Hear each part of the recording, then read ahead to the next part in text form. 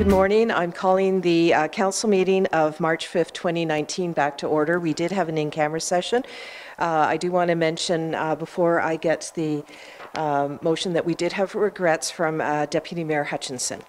Now, as we are out of in camera, I do have a motion from Councillor Townsend, seconded by Councillor Hutchinson. Be it resolved that the Council of the Municipality of West Grey returns to open session at 10:05 a.m. Questions, if any? Call the question. All those in favor? Opposed, if any? It does carry.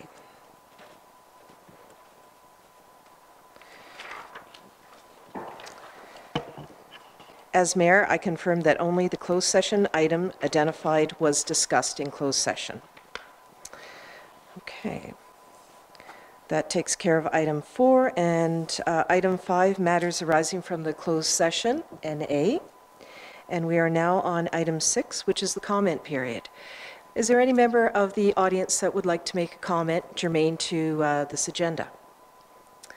Seeing none, thank you. We'll move on. Item 7, public meetings. There are none. Item 8 is Part 1, consent agenda, and I do have a motion before me. Moved by Councillor Shea, seconded by Councillor Townsend.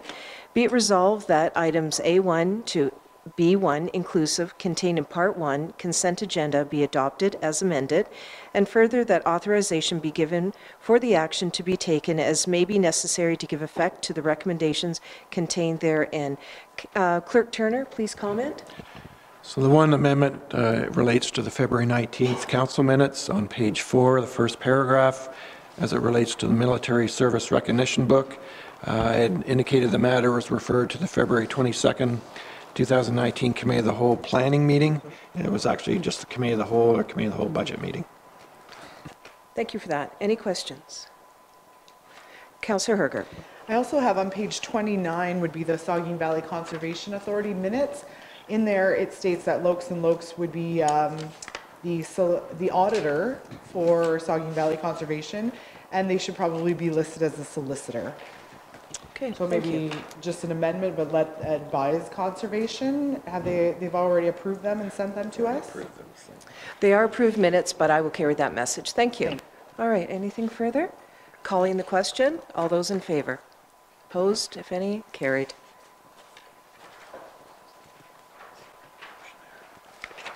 Thank you. Moving along, we are on part 2, regular agenda, which is item 9 to start with. Communications from Mayor and members of Council. I'll start and then I'll go around the horseshoe as per normal. I'll start on my right-hand side when I'm completed. So a busy week. I do want to say that I was a spectator at the West Grey Police Services Polar Plunge for Special Olympics. Fabulous event, very community oriented. The fundraiser raised $10,000. That is incredibly successful. There will be other comments, I'm sure, later on during this time period, but just well done to everyone involved with that event. Also, I would ask that if people have not registered for our news and notices, where members of the public are interested in finding out what's going on in West Grey, there's an easy form to fill out, and they will receive information, news releases, different bulletins that come out of West Grey that are also included on our website, but they'll have it on their computer or their mobile device. So I would encourage people to check the westgrey.com website to stay up to date with what's going on.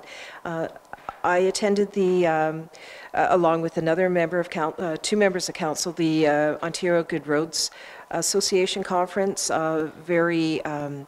Very worthwhile, a lot of learning and networking. So thank you for your time, and with that I will go to Councillor Hutchinson. I've got nothing at this time other than I'm looking forward to spring. Well, that in and of itself is absolutely worthwhile to say. Councillor Hamilton. I attended my first conference as a councillor. It was Ontario Good Roads Association conference. Lots of great sessions that I attended. I think one of the biggest takeaways for me was the theme of partnerships and sharing and collaborating. And that resonated through all the different topics that we were talking about as municipal governments working together and partnering together. Also like to acknowledge that we attended the awards luncheon at the conference, and we had two public works staff receive awards. Do you mind, Brent, if I pass this to you? Just talking about the awards and the two staff that were awarded at the conference. So I wonder if that could be done during his report. Oh, sure. Okay. thank you. I really That is appreciated the opportunity to absolutely support that. And just, oh yeah, I did the polar plunge. It was a balmy -2 degrees, but it was a nice sunny day, and I appreciated the support of council there too, cheering me on. And just looking ahead to CD Saturdays coming up on Saturday, March 16th at the Durham Town Hall, and this is by the Durham and District Horticultural Society. It's at 10 o'clock, and the theme will be pollinators. Fabulous. Councillor Shea. So again, congratulations to Councillor Hamilton for taking the plunge at the fundraiser. One of the participants all dressed in costumes of various sorts, and I think you were probably one of the winners of that contest. So congratulations on that. I attended the Newstat Rec Committee meeting a couple of weeks ago. And was really, for the first time, and was really impressed with how enthusiastic and committed that group is, and is working well with West Grey staff. And am looking forward to getting out and practicing my pickleball. Great. Great. Councillor Hergert. Thank you. You're welcome. Upcoming events for the library, Durham Art Gallery, Grey Roots, all during March break have special programming. Emergency management training we're going to this week as a council. Elmwood Politician Day is this Friday. Looking forward to, pardon me, sorry, thank you for the correction. It's Saturday, yes, it's in my calendar. And Trek for Tourette's is coming up at the end of March in Ayton. So last year I was part of that, and it always takes place on an unpredictable weather day in March. So we'll get to the end of March and have that in Ayton. Good to know. Councillor Townsend, please. Yeah, again, a very, very busy time, and congratulations, Councillor, for actually doing the plunge. I actually spent the whole 2.5 hours there from the beginning to the end, and I was amazed to see the excitement in the kids. They got to participate in basketball and hockey with the police services, and it was just amazing. When they scored, it was even better. You could see the joy, the smiling. They even did dancing afterwards to get rid of some of that energy, I think. And the plunge itself, social media is actually saying they might exceed that 10,000 by as much as another Fantastic. 2 or 3, and we hope they do. So hopefully this time it's accurate. Again, busy weekend for other things. Catch the Ace is still going every Friday at the Legion, and the jackpot this Friday is so close to 8,000, you might as well say it's going to be. Ticket sales are going up, so I do expect it to go pretty high. Also, the meat roll was on Saturday. Again, a great fundraiser for the Legion. Encourage people to attend. The skating club did a carnival and spaghetti lunch on Sunday. That was also good and well worth attending. Excellent, excellent meals. And coming up, oh, sorry, should forget the Thundercats. If you didn't go to that game, you should have. It was absolutely amazing. Went into overtime, and the Thundercats were kind of outplayed a lot during the game, but I'll tell you, they came through in the end, and it was an amazing finish. So the other thing coming up is, as you say, the CD Saturday for the horticultural, and lots of activity there. And also the Newstat Lions are in Newstat are actually hosting on March 30th a speaking contest for District 9, and it's from I think it's grade 4 to 12. And the last thing I'll mention is that the Chris Kendall has put out the call for vendors already. That opened up, so they're getting ready for the December event. So if you're interested and you want to be there as a vendor, by all means, applications are now open. Thank you. Good. Thank you, members of council. Obviously very active for this time period, as we would expect. So appreciate your time dedicated to our community of West Grey. So with that, we're on item 10, which is delegations. And our first delegation is with Emily Morrison, Executive Director, Launchpad, located in Hanover, regarding Launchpad update, and also a funding request for a transportation project that provides rides for West Grey youth to the Launchpad. Emily, welcome.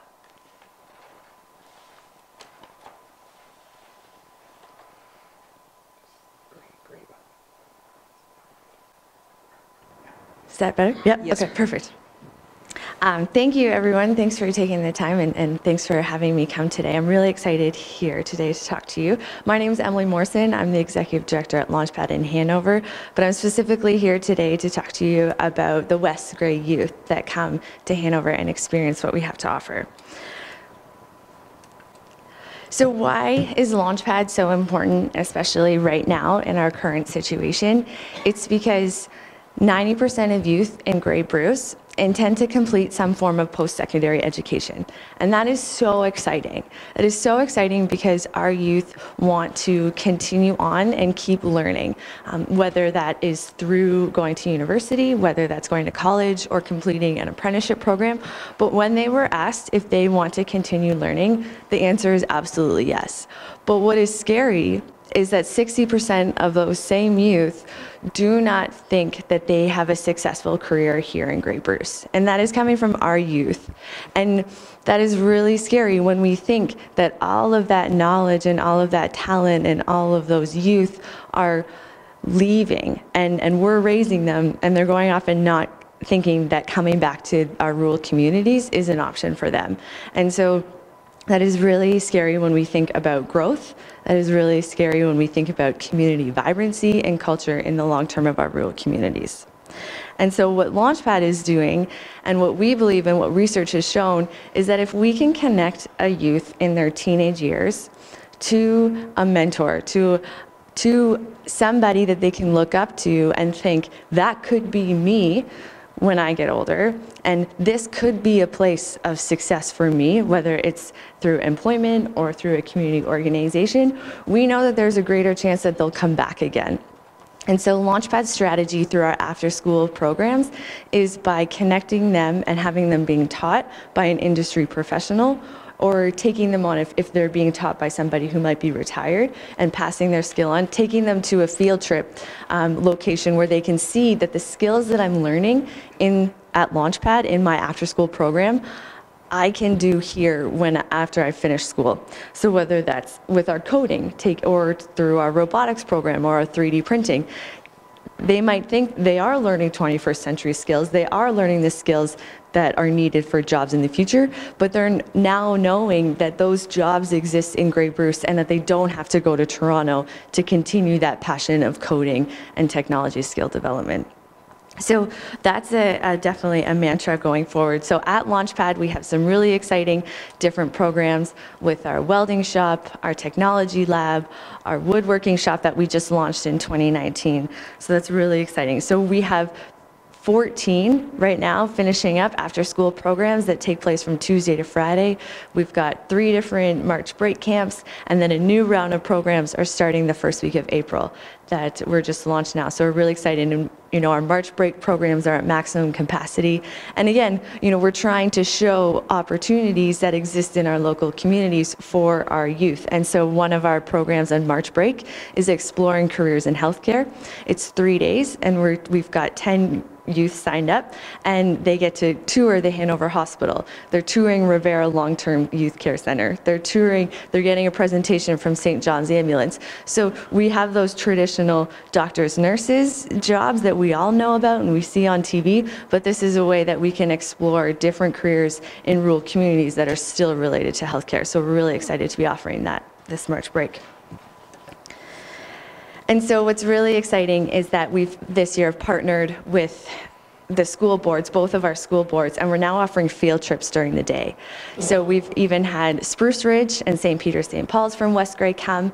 They've come and they get the chance to experience the kitchen at Launchpad, the welding shop at Launchpad, the technology center at Launchpad, and then they also do a sewing activity. And each day they get to take something home. And what's really exciting is that when they come for 2 days, and then they do 2 activities in 1 day. So 2 days total, 4 activities. And the computer program happens before, you either take computers and welding, or you take sewing and cooking. And it's really exciting for me when I've been a part of the technology program and those youth know that they're going into the welding shop in the afternoon, and the girls in that program, they ask me that they know welding is coming and that they have to go in there and they do that, and they talk to me about that they're scared and that they're nervous and that have I ever done it before. And I said, you know what, my first time I was scared and I was nervous, but once you put that helmet on and you fire it up, it's the most exhilarating thing, and you feel like the Hulk. And to see those girls come back after they've done and completed that afternoon session, and they're so excited and they're continuing now, their thoughts have changed, that they can be part of the trades, it's really exciting as well. And so what I'm specifically here today to talk about is this transportation project that we've been doing for the last year in partnership with Saugeen Economic Development Corporation. So over the last 12 months, it started in April of 2018, we've been able to offer transportation in West Grey from Ayton, Durham, and Newstead. So youth have a taxi will be outside of the schools in Ayton, Durham, and at the SCDC office in Newstead at the end of school. If a youth has signed up for a program, that taxi will be there to pick them up and take them to Launchpad so that they can do their program. They'll stay with us for the evening, we'll help them with their homework, we've got the kitchen, we can help them have dinner, and then a taxi at the end of the night around 7:30 will take them back to their location. Either if it's the school or whichever closest is closer to home. And so then they can either further walk from there, or their parents only have to take them up or pick them up at that pickup location. So it's an opportunity that reduces barriers for, you know, the hectic family that, you know, has one person at hockey and one person here, and so it offers that opportunity.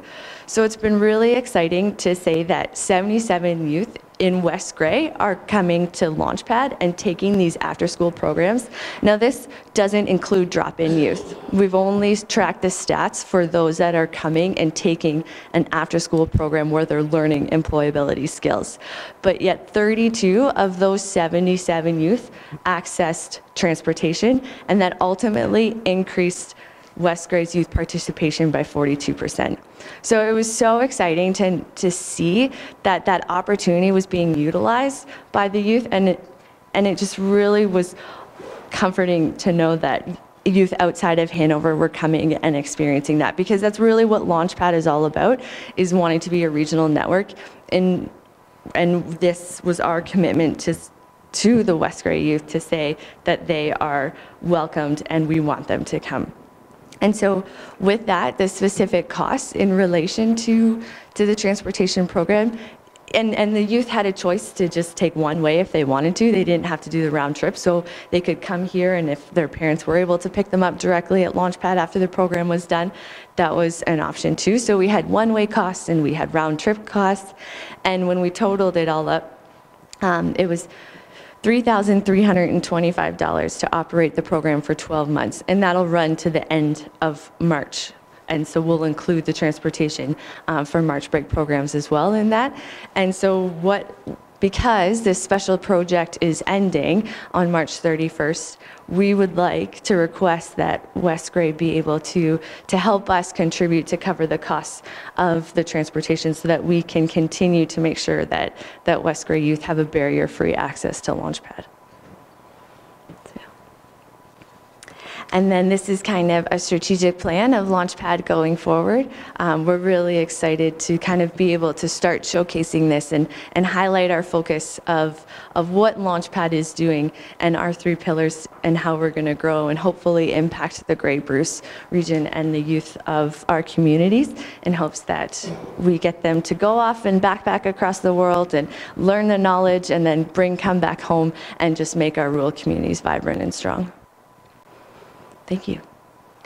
Well, thank you very much, Emily. We really appreciated the presentation and certainly the results, the positivity that it's bringing to the youth of West Grey. So well done for that. Your timing fits in. We do have one more budget meeting coming up on March 13th, so that may be where council wishes to address this further on that agenda. But thank you. I would hope that you would come back again, just to provide updates throughout the year. You're certainly welcome to do that as a delegation. I think that'd be really worthwhile. So thank you for your time. One thing I did miss, Yes. we're having an open house for the wood shop on the last Friday in April from 11 to 6, and there will be lunch available. So we just are excited to officially launch our wood shop. So this is an invitation for everyone to come by Launchpad and check it out. So Thank you. Yeah. Thank you for the invitation. I'm just wondering for questions from members of council. Councillor Townsend. Yes. Yes, thank you for your presentation. I've actually attended one of your open houses, got the experience of having a meal prepared by the students, which was amazing, I might add, and seeing the actual facilities that you use, the programs you offer. I think the woodworking building was not yet ready to host anything, but it was a plan that you had coming, and we were so impressed. We actually made a donation, which we know you're hoping for, but the point is I would encourage everyone to do the same. It really is good for the youth, and I agree with you. We need to keep them here if we can. Thank you. Councillor Herger. Yes. So not having any pecuniary interest, but having an interest in this facility. I've sent my own children to this community, so to this program. So just as a bit of transparency there. Okay.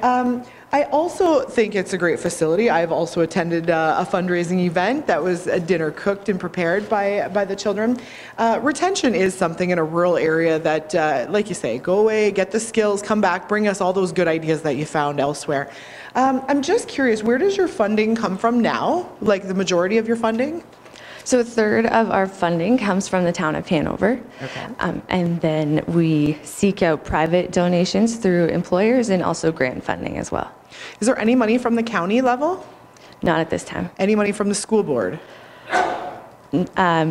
We do charge for the field trips, so, but as a direct 100% grant contribution, no. No, okay. I guess I do have one question. If we're 42%, West Grey is 42% of the ridership, and the rides cost $3,325.75, might we be asked for 42% of that cost, which would be about $1,400? Sorry, the 42% comes from by us having the transportation, West Grey youth participation increased. So if we took out That's just the 32, increase? Yeah. Okay. That West Grey youth was able to achieve, or the West Grey community was able to, the participation rate went up 42%. But I would say that the ridership of West Grey is the largest of all of the communities that we are offering it to. So. And then will you also be making this presentation to the county, or later on, the next delegation will be our smart transit? And as we know, in a rural area, transit is a big concern, right? That's your concern. Absolutely. That's the next delegation's concern. We hear it from the library. We want to get the books out to people.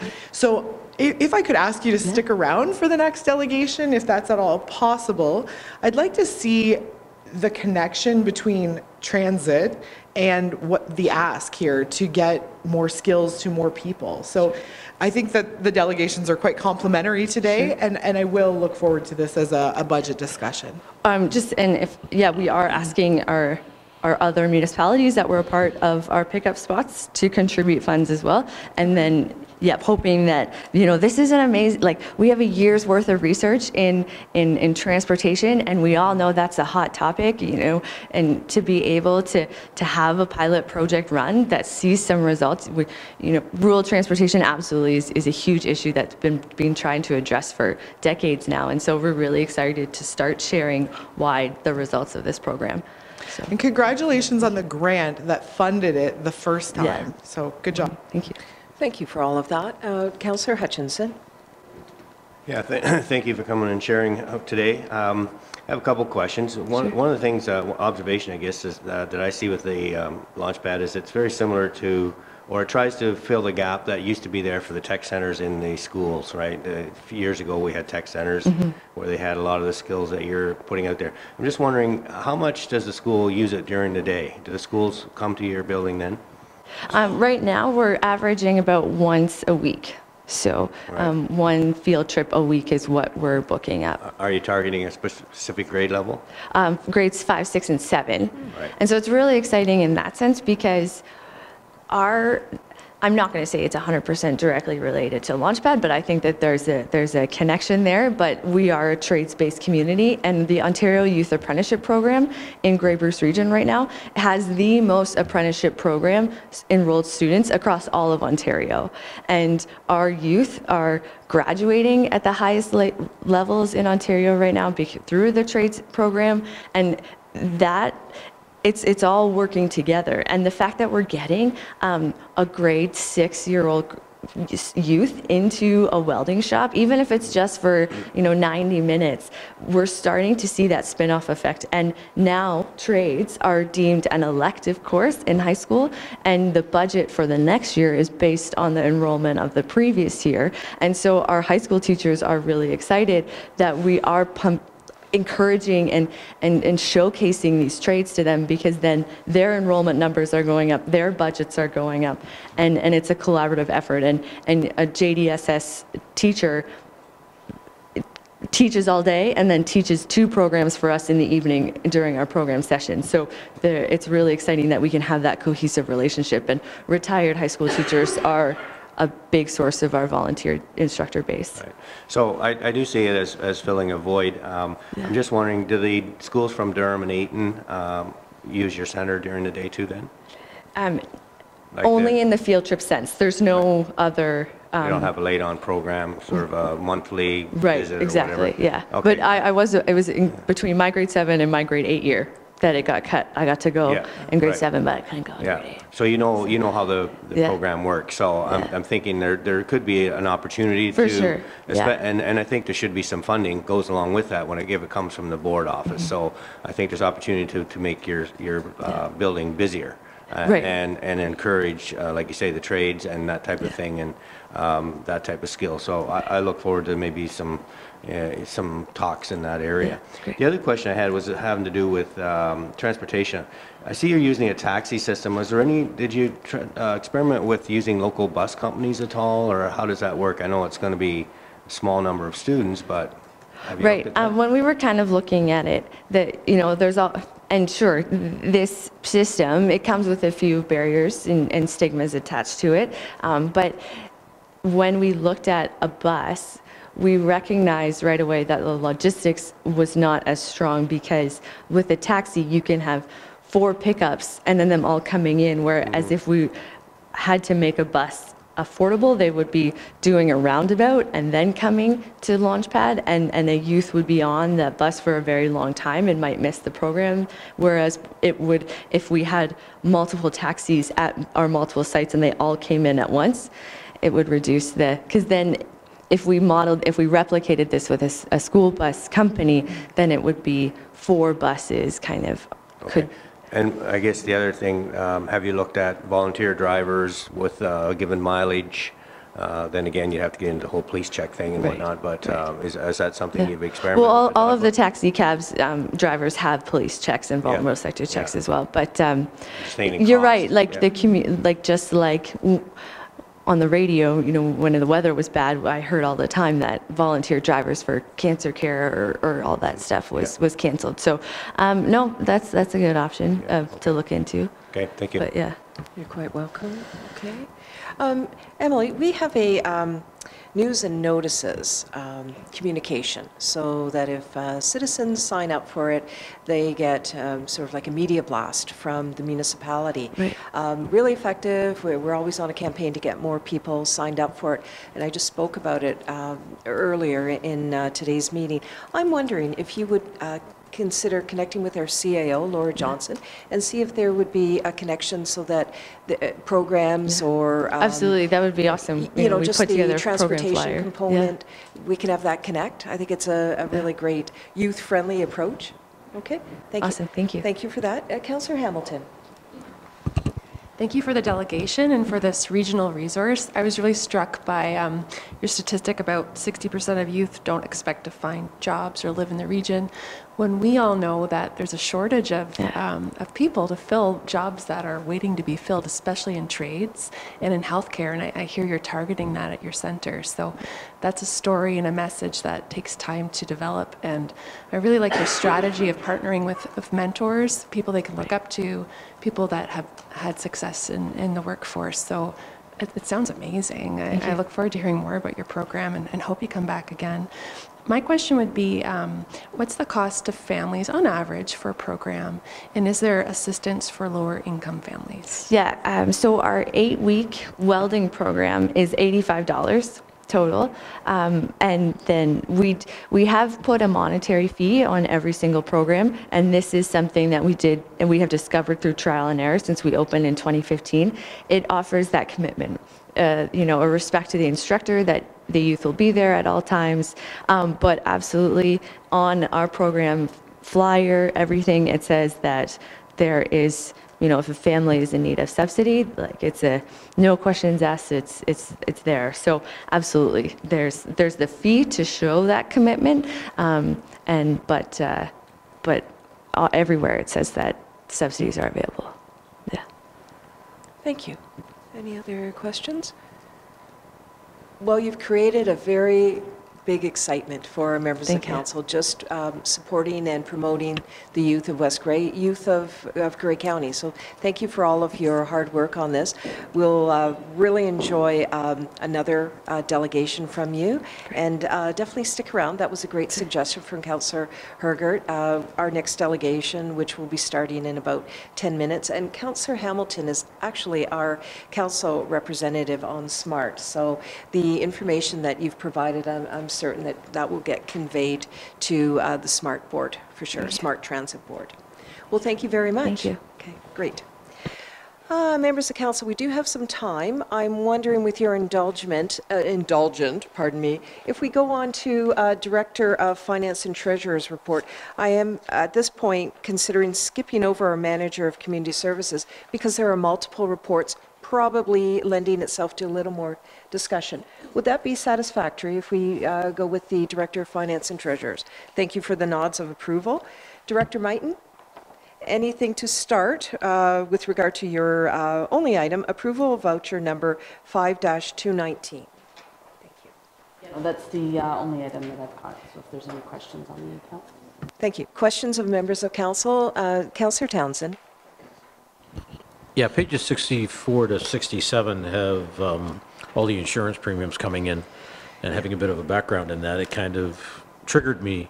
Do we have one policy that we negotiated for everything, or do we have individuals?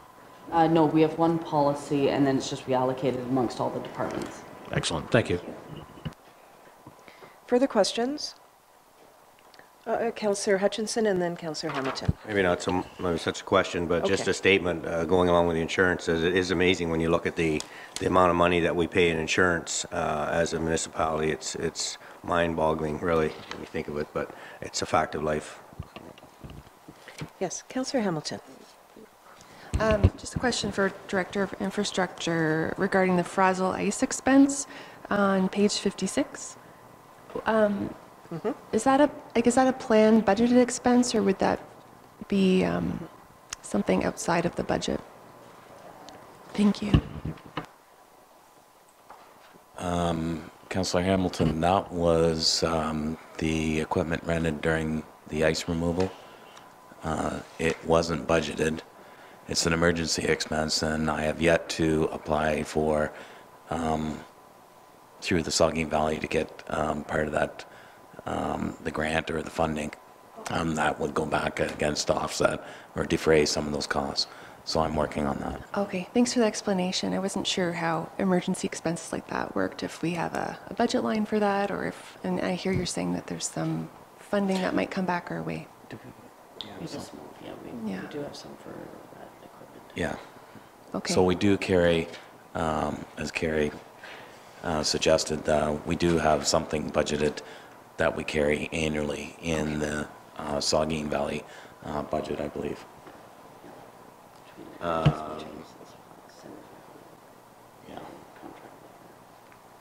Okay. Okay, thank you. Okay, thanks very much. Okay, and we'll close the loop on that when we have more information, Director. You'll report back. Okay, thank you. Further questions? All right, I do have a motion before me, moved by Councillor Shea, seconded by Councillor Herger. Be it resolved that the Director of Finance Treasurer be authorized to pay the accounts presented as voucher 5-2019 in the amount of $983,746.48 of the Municipality of West Grey. Further questions? Calling the question. All those in favor? Opposed, if any? It does carry.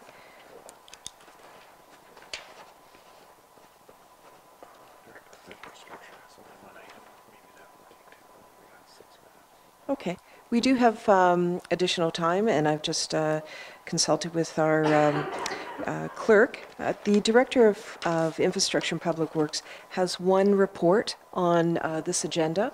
I wonder if we could just continue on with the staff reports at this time and maybe be cognizant of the time that the delegation will come in, if at all possible.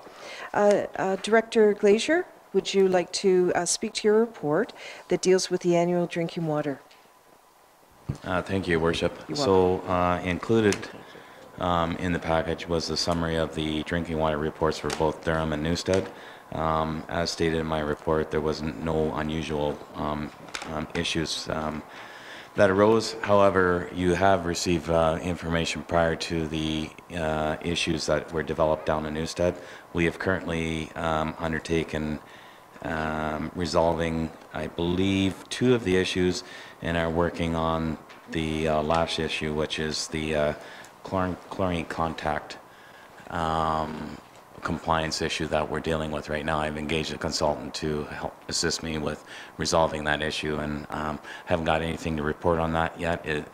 It's work in progress, but again, it's a compliance issue, so we have no choice but to complete that. But I will advise council the financial implications. Actually, you will see this afternoon in my budget under the Newstead water and sewer, there's a line item in there that speaks to this item. So yes. Further, Councillor Herger. Yes, I have a question on page 79. This is the first page of the 2018 annual report for water systems. I'm seeing this, it's one of the questions, it's a yes or no. Does your drinking water system serve more than 10,000 people? No, it doesn't. So why is that checked yes? Good point, Councillor Hergert, and it was brought to my attention by another councillor the other day, and it has since been revised. So I apologize. And then just continuing down that same page, Municipality of West Grey, I mean, I would think that if we're telling people that they can come to our municipal office and pick up a copy of this, that we might include the fire number on Grey Road 4 of where we're at. Just for completeness. Good, very good. Councillor Townsend. Yeah, on page 88, one of the Newstat tests shows that there was a small level of arsenic of 0.0027, if I recall the number correctly. Is that a concern? What is the level of concern? And any other information you could share would be useful, because people will be reading this if we post it, when we post it, if we haven't already, and I just want to make sure that's out in the public record. So yes. Thank you. What page were you speaking of? 88. 88. Yep, sorry. If it was outside the parameters, it would have been notified, or it would have been identified as an issue. Bear with me, I'm sorry, I'm trying to get to the page.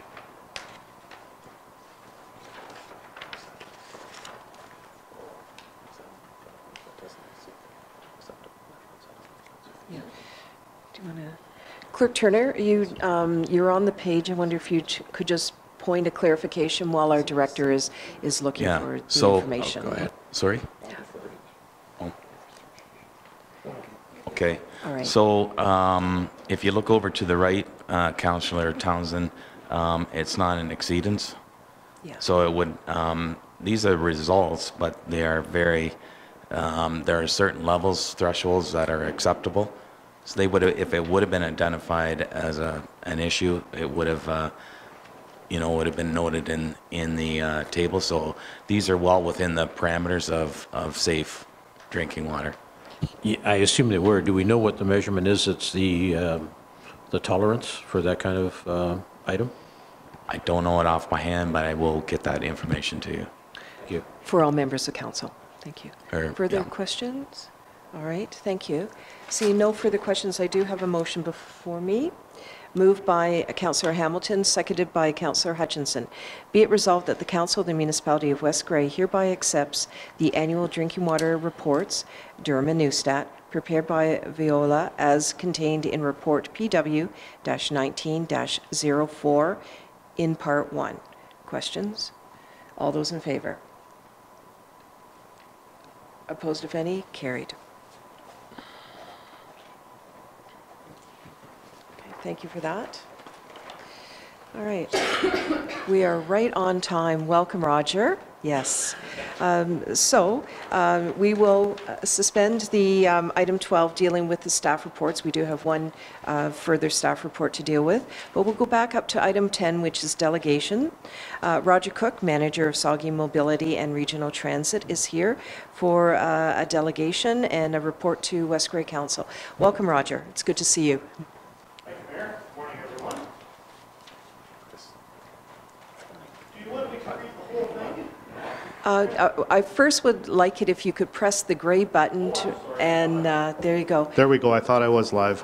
Well, we are ready for a presentation from you, so Alrighty. Please proceed. We're anxious to hear. Is it the wish of council for me to read through the entire report, or do you want just to hit a few highlights? I think the highlights would work. Thank Okay. you very much. Very well. Thank you. Saugeen Mobility and Regional Transit is your local specialized public transit partnership serving the mentally and physically challenged residents of Erin, Elderslie, Brockton, Chatsworth, Hanover, Huron-Kinloss, Kincardine, Saugeen Shores, Southgate, and West Grey. SMART provides safe, dependable transportation solutions to individuals and groups for medical appointments, employment opportunities, shopping, and social outings. Ridership in 2018 totaled 36,020, up almost 11% from 2017, and up again from 2016. There were 26,551 individual rides and 9,469 group excursion rides. User fees in 2018 were up 13.3% from 2017, and a little bit less than that from 2016. Currently, West Grey has 228 registered clients.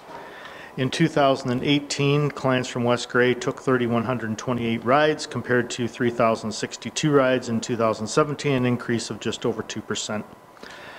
SMART's 2019 local revenue is budgeted at $1,060,000, of which $660,000 is to be provided by the 9 partner municipalities, $394,000 by users through user fees, and $6,000 by donations and other miscellaneous revenue sources. Operational expenses are budgeted to be $1.76 million. The net operating deficit of $700,000 will be fully funded by the gas tax reserve account.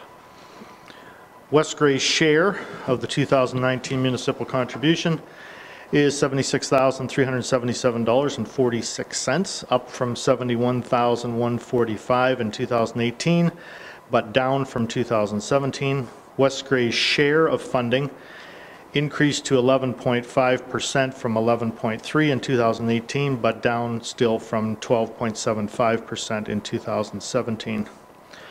West Grey's 2019 contribution amounts to approximately 1% of local taxation. For local taxpayers, SMART represents a tremendous value when compared to other specialized public transit services. SMART serves a population of more than 80,000, which makes it one of 22 services in Ontario serving populations between 50 and 150,000. In 2017, the other 21 services in SMART's peer group had operational expenses of $115,350 per vehicle, while SMART had operational expenses of $62,147.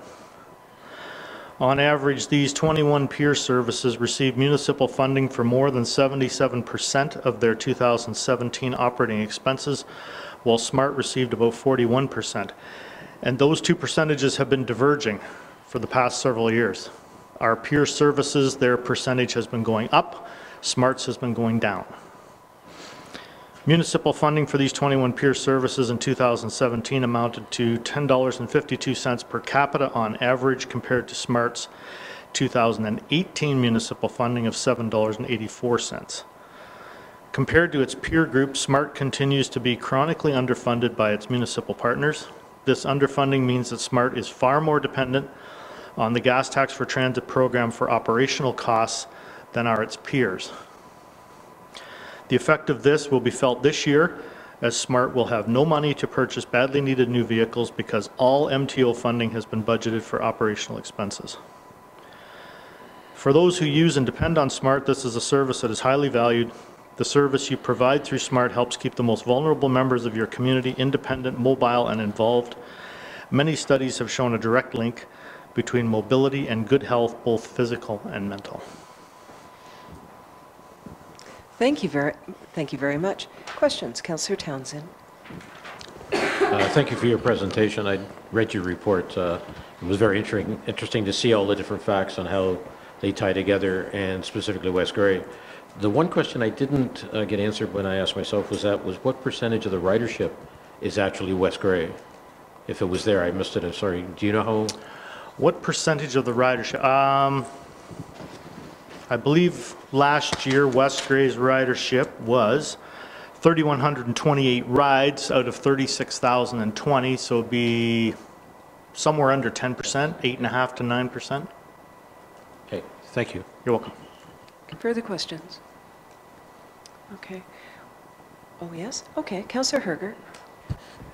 Mr. Cook, our last delegation was discussing the need for transit for youngsters to get to skilled training opportunities. I hear transit is an issue throughout all of the rural areas, not just for skill development, mobility issues, libraries, everything. At what point, or has there been a discussion about changing the mandate of SMART to be more inclusive and more all-encompassing, changing the model somewhat so that we address the transportation needs of everyone instead of very focused? Now, I can appreciate the buses and the transit that you're purchasing have mobility enabled, right? So we can help mobility impaired get transit to and from. Is there a possibility of changing the mandate of SMART? Yes. Okay. And what does that look like?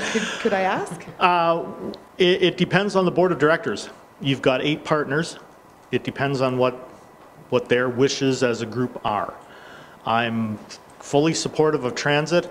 For the last several years, almost as long as I've been with SMART, I have felt that this service properly belongs at the Grey and Bruce County level. Mm-hmm. And then the 2 counties, rather than 9 or perhaps 17 lower tier partners, you have 2 upper tier partners who now control a transit system that covers the entire district, and then they can consider expanding the mandate. Shall we do this? Shall we do that? Because then there's only 2 decision makers at the table, and any decision that they make to expand the mandate, they are fully aware that it's going to require money. We need an increase in our municipal funding right now of 50% to keep us doing what we're doing. Every ride costs money. Any expansion to the mandate will require more money. So it's entirely up to the partners who make up the board as to how broad a mandate they want to have, because expanding the mandate means expanding the funding. Okay.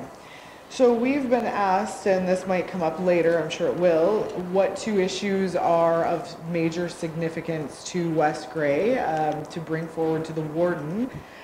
Just adding this to one of those items that we might consider. Yeah. Thank you, Mr. Cook. Yeah, and I think that's a perfect spot for an issue to be discussed at the Warden's Forum. I believe that Smart Transit is evolving at this time, and I think it's got to a point where perhaps the Board of Directors would look at a county system or two county system transit opportunity for our residents. And certainly that's where I envision the next step for Smart Transit. And it was, if you read my mind, quite frankly, when you spoke about the opportunity if the board of Smart Transit chose to go in that direction. That's certainly worthwhile having that discussion. And I look forward, and I'm looking to my right because Councillor Hamilton serves on the board, and I would expect that that would be a discussion that would happen at the board level and then be brought to the member municipalities and then ultimately to the counties for further discussion. But I certainly see that as an evolution for Smart Transit. Having said that, I want to say well done to you and your staff and certainly the board for providing transit opportunities for our residents. And I really appreciate that. Well, thank you for your time. I do have an indication after that. Councillor Shea, please. Thank you for the presentation. My family does use SMART. I'm impressed with the service. So with the new board, and you've only had a meeting or two, one meeting, has the board developed and approved a budget, and a budget that sees a 50% increase from all the participating municipalities? No. So is the budget in the process of being developed, or no? Okay. No, that is my recommendation based on both the funding that our peers receive and essentially the funding that we need. We're going to receive about just under $720,000 in MTO gas tax funds within the next month or so. That money will flow to Hanover. It's held in trust. My feeling has been for several years that we should not budget more than half of that money for operational deficits. So that would be $360,000. Our budget this year is, for an operational deficit, is $700,000. Right. I guess my question is about like how much buy-in is there at the board level? I think everyone at the board level agrees that there is a funding problem. I cannot speak for the board as far as the support for increasing the municipal contributions. Okay. You're done? Okay. I do have a mini speakers list, which includes Councillor Hamilton and then Councillor Townsend. Please. So good questions. So the board has only met 2 times. We are a very new board. Only one of our board members served before. So we're learning, we're on the ball here, we're working, and Roger's certainly bringing us up to speed. So there has been discussions at the board level about bringing it up to the Grey County and Bruce County levels, seeing it as a regional service that would be equitable across the counties. Right now there's municipalities where there is no service for people who require mobility transit, and this could fill that gap. If you live in a municipality where there's no public transit options, you're looking at an $80, let's say, average cost to get to one place. What's great about Smart Service is we're not just about healthcare, we're about getting people where they need to get no matter the reason. So it's about creating equitable transit across our communities. We also know that there's been some funding awarded from the province for transportation from Owen Sound down to Orangeville, Owen Sound down to Guelph, if I'm correct, Hanover to Durham, I also believe was part of that conversation. So there's opportunity there that wasn't there prior with previous boards. So I think as we're entertaining the idea of, and starting just the discussions about bringing this up to a Grey and Bruce County level, also looking at some strategic planning and engaging with our clients who use our service, just looking for what other opportunities are out there that we're developing a strategic vision. So we're in the throes of all that, and certainly I'm hearing what our manager's saying, the current funding formula isn't sustainable, and that we require more funding to make this work. So that's an ongoing discussion, and I'll be sure to to keep council up to date. Thank you. As we move forward those discussions. But it is still all very fresh, and we appreciate our managers working in detail with the board. Good, thank you. We look forward to those updates. A lot of exciting opportunities with transit, so we'll stay tuned for that. Thank you. Councillor Townsend. Yeah, two things for you. What is the growth you expect to happen in your ridership rather than just the dollar side for 2019? Ridership growth is a very difficult thing to judge. I don't really expect under our current mandate to have any growth in ridership, but I said that last year and it shot up by 10%. So it's very difficult to assess or to plan for ridership growth. We do the best we can. So you didn't assume any in your budget then? No, I did not assume any ridership growth, no. Okay. And if there is ridership growth, there will be a cost attached to it, yes. Right. The other thing is we still have one more budget meeting as well coming forward where we're still looking at things, and I'm sure that this will be a topic of discussion during that session as well. Okay. Thank you again. Appreciate it. If I might just touch on the one discussion about transportation. In rural areas, transportation is the single biggest barrier to healthcare. It's in Grey and Bruce, it's in Huron-Perth, it's in Wellington County, it's everywhere. There are a number of people whose circumstances put them living in, well, let's just say they find cheap housing in rural areas. But the trouble with cheap housing is they're a distance from any kind of particularly healthcare facility. Then transportation becomes an issue for them. And whether that person meets our current mandate or they're just someone who is older or younger or doesn't have a driver's license or can't afford a car, transportation is a huge barrier in rural areas to all kinds of things. Healthcare being perhaps the primary one, but certainly employment for some people. And anything that can be done to improve transit in rural areas is money well spent, I believe. Mm-hmm. I mean, I would echo that. I do see it as a barrier to healthcare, also a barrier perhaps to employment.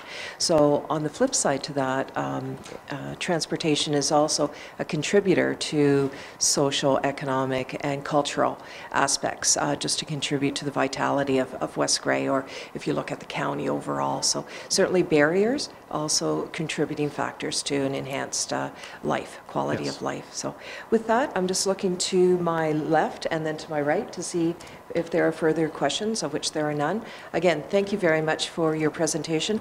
We'd invite you to come back again for a delegation just by way of an update, and we really appreciate your time. So thank you, Roger. Thank you very much. Okay. All right, members of council, that completes item 10, which is our delegations. Item 11 is business arising from the previous meeting. That is NA on that one. We are back to item 12. We have one further staff report. This is from the manager of community services who is present in the chamber. The report, let me see. Okay. Fantastic. It's in regards to the Durham Thundercats correspondence. Thank you. Perfect timing for being here, and welcome to both of you.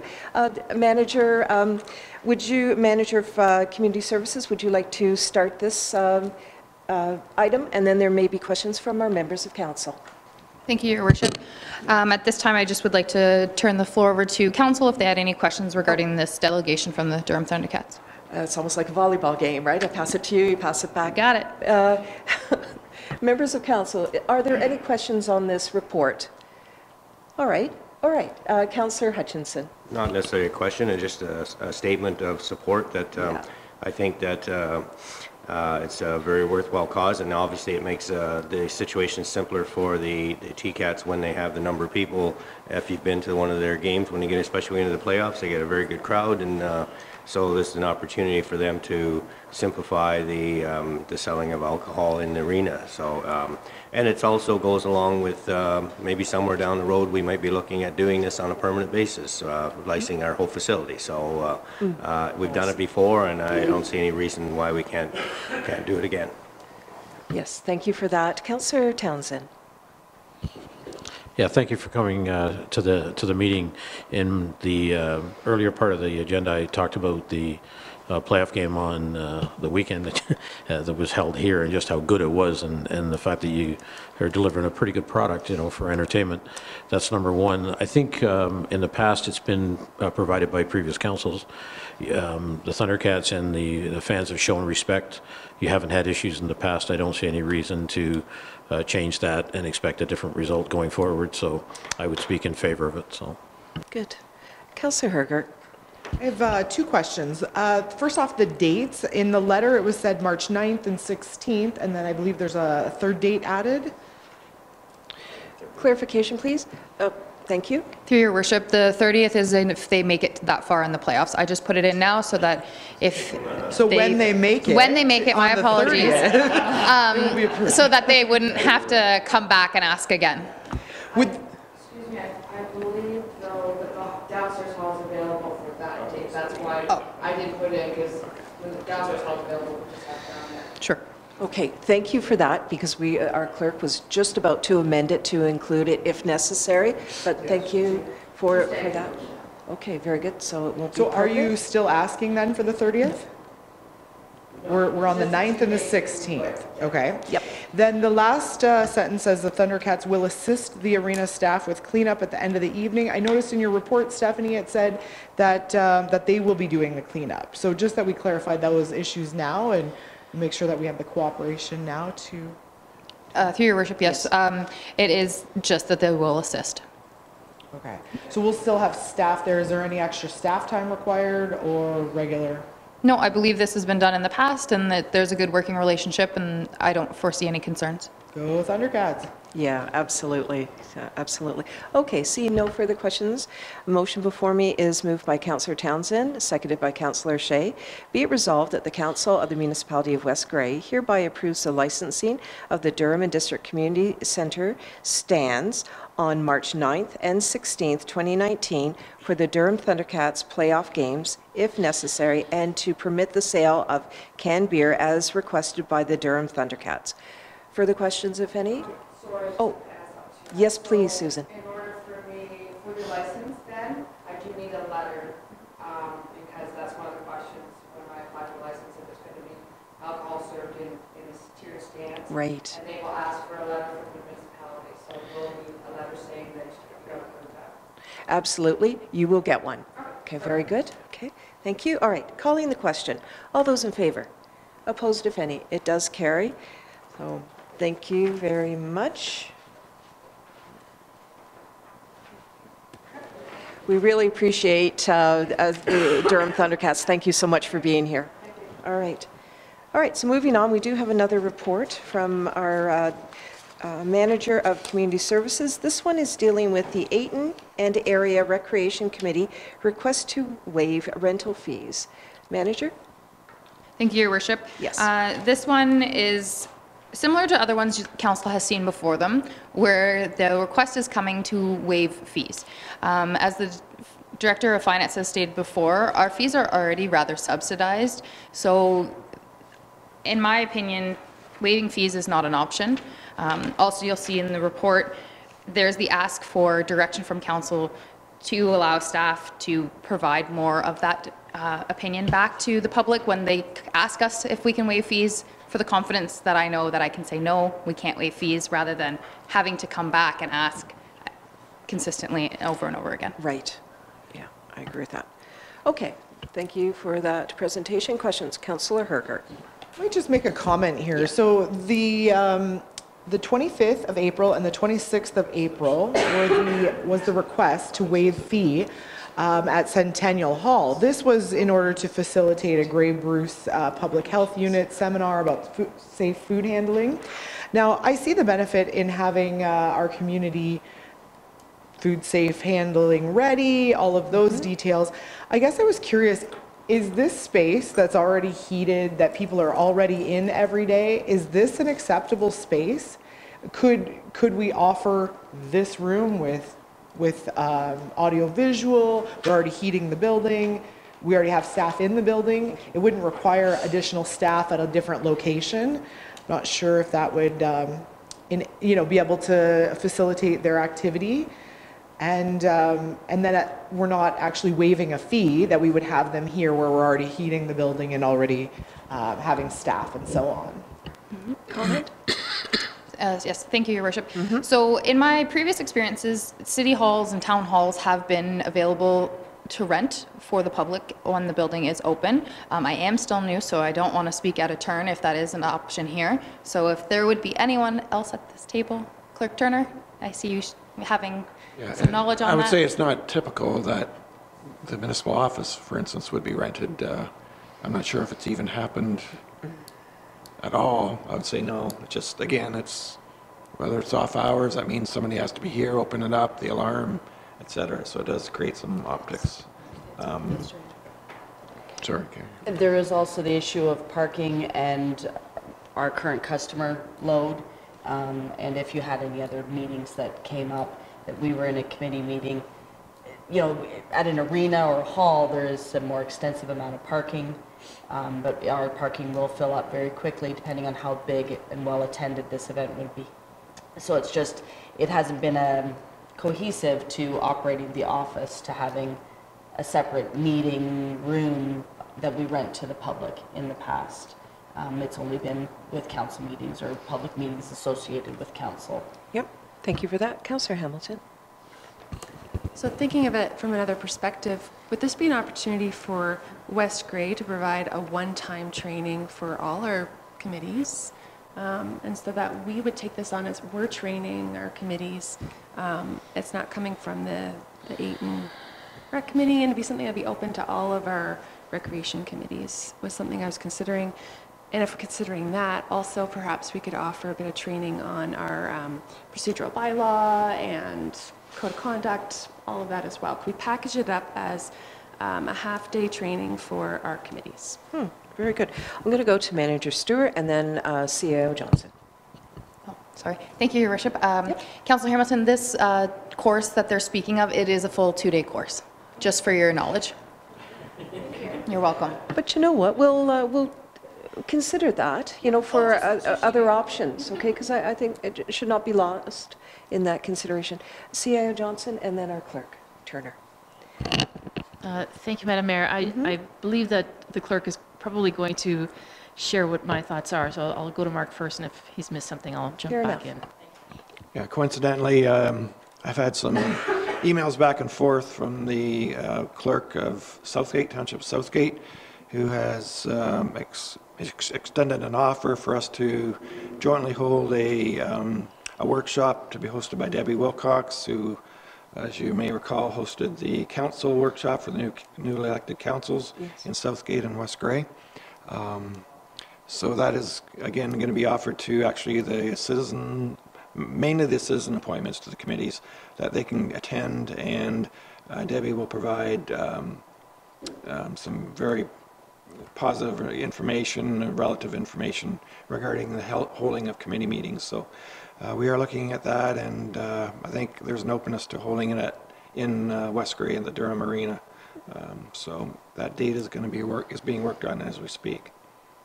Great. Councillor Herger. Just what would the content of that be? Meetings, accessibility, like AODA requirements or so? I mean, is it off of the scope of this public health, food safe handling? It's a different topic? It's nothing relating to that. It's basically the holding of meetings, proper procedures.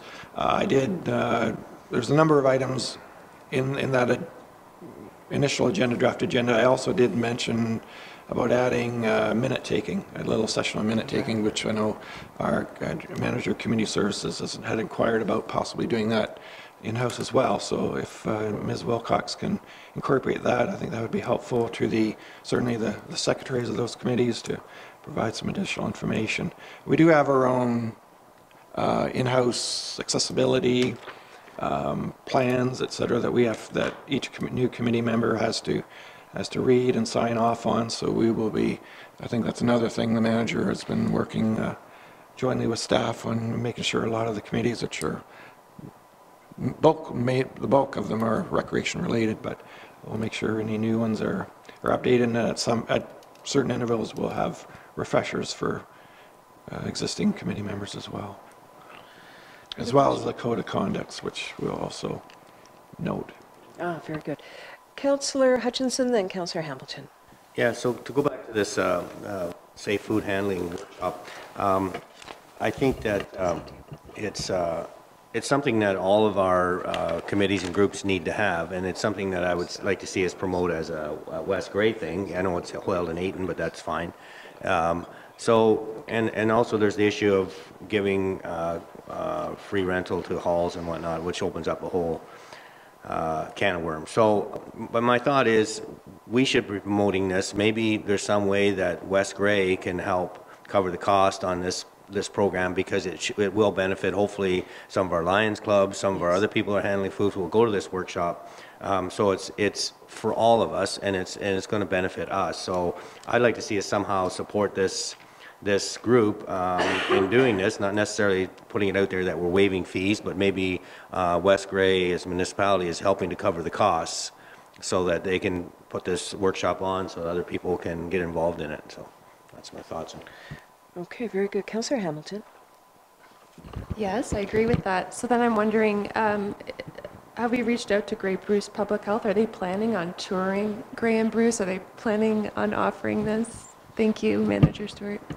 Through your worship, thank you, Councillor Hamilton. Yes, they already have dates that they're offering that are pre-planned dates, and members of the public can just sign up for their pre-planned ones. These two dates in particular is if we wanted to host our own, like exclusive with our own people, that's how you get these April 25th, 26th dates.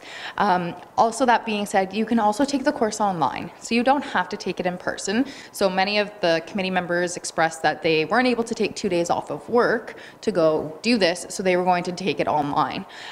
So it doesn't have to be done in course or in person, sorry. It can be done online as well. Okay, further? Yes? Just ask, can we send a letter to public health to advise that some of our community members would like more information on this, and if they could increase their visibility of the new requirement? I know that July 1st of this year is the date in which to comply with, but it's already been an ongoing year of get compliant, right? We all want to go to an activity that is very successful and food safe. So I would be looking for a letter to go to public health stating that there has been, a lot of community groups come forward. They want that information. Maybe they can bump up their, their media awareness of the situation. Okay. Further, Councillor Townsend. Yeah, in general, to answer your very first issue about waiving fees, I don't think it should be a policy of council to do that, to be honest. I agree with your comment on subsidy. There's enough subsidized in the way of those types of events and the actual costs associated with the facilities themselves. We are already subsidizing. So if it's a committee per se that was doing it, not in this particular instance, if we increase the scope of it, but in general, I think if you're going to have those kind of events, or your budget should anticipate some of those, you have lots of opportunity to to present that budget. So I think that's when it should come out internally for our committees. Outside people, I think we still have to do the same thing in the sense of maintain our fees and come back and say, we publish them, we know what you are, build that into the cost of your event if you're charging, or into your expenses if you're fundraising. I think it's as simple as that. At least in my mind, that's the way I see it. So. Okay. Good. Further? All right. I do have a motion before me, moved by Doug Hutchinson, seconded by Councillor Hamilton. Be it resolved that the Council of the Municipality of West Grey hereby delegates the authority to municipal staff to advise individuals that the rental fees outlined in the current, and also in brackets or future, bracket, fees and charges bylaw for municipal facilities will not be reduced or waived. Questions? Calling the question. All those in favor? Opposed, if any? Motion does carry.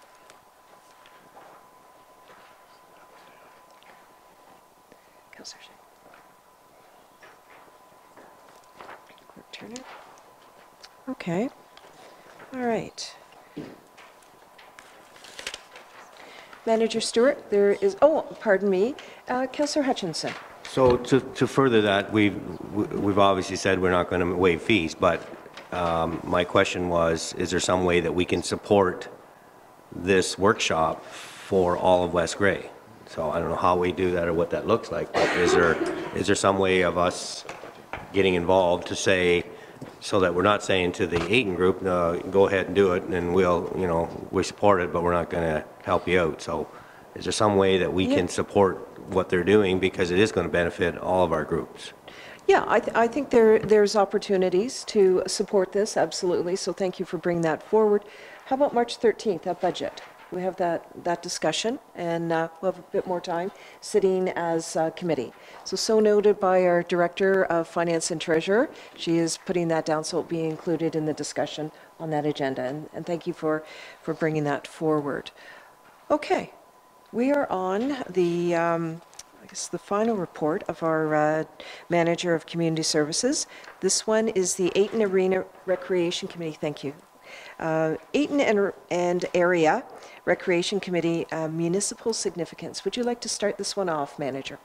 Thank you, Your Worship. Again, I kind of will pass it back onto your plates, as this one doesn't really have too much discussion. We have been deeming things municipally significant throughout this year. It has been a practice that has been done in previous councils, so I'm just bringing it forward to your attention. One of the things I do want to commend the Ayton group on is they have all of their activities together already, presented to council, as that was a request made by council to come in advance with everything in one shot. So I think that that's great that they are there and they're ready to move forward with their events for the year. Good. Well, thank you for that. I'm going to start off the conversation, and then I note there will be other members of council wanting to speak, including Councillor Townsend, who raised his hand. Thank you for that.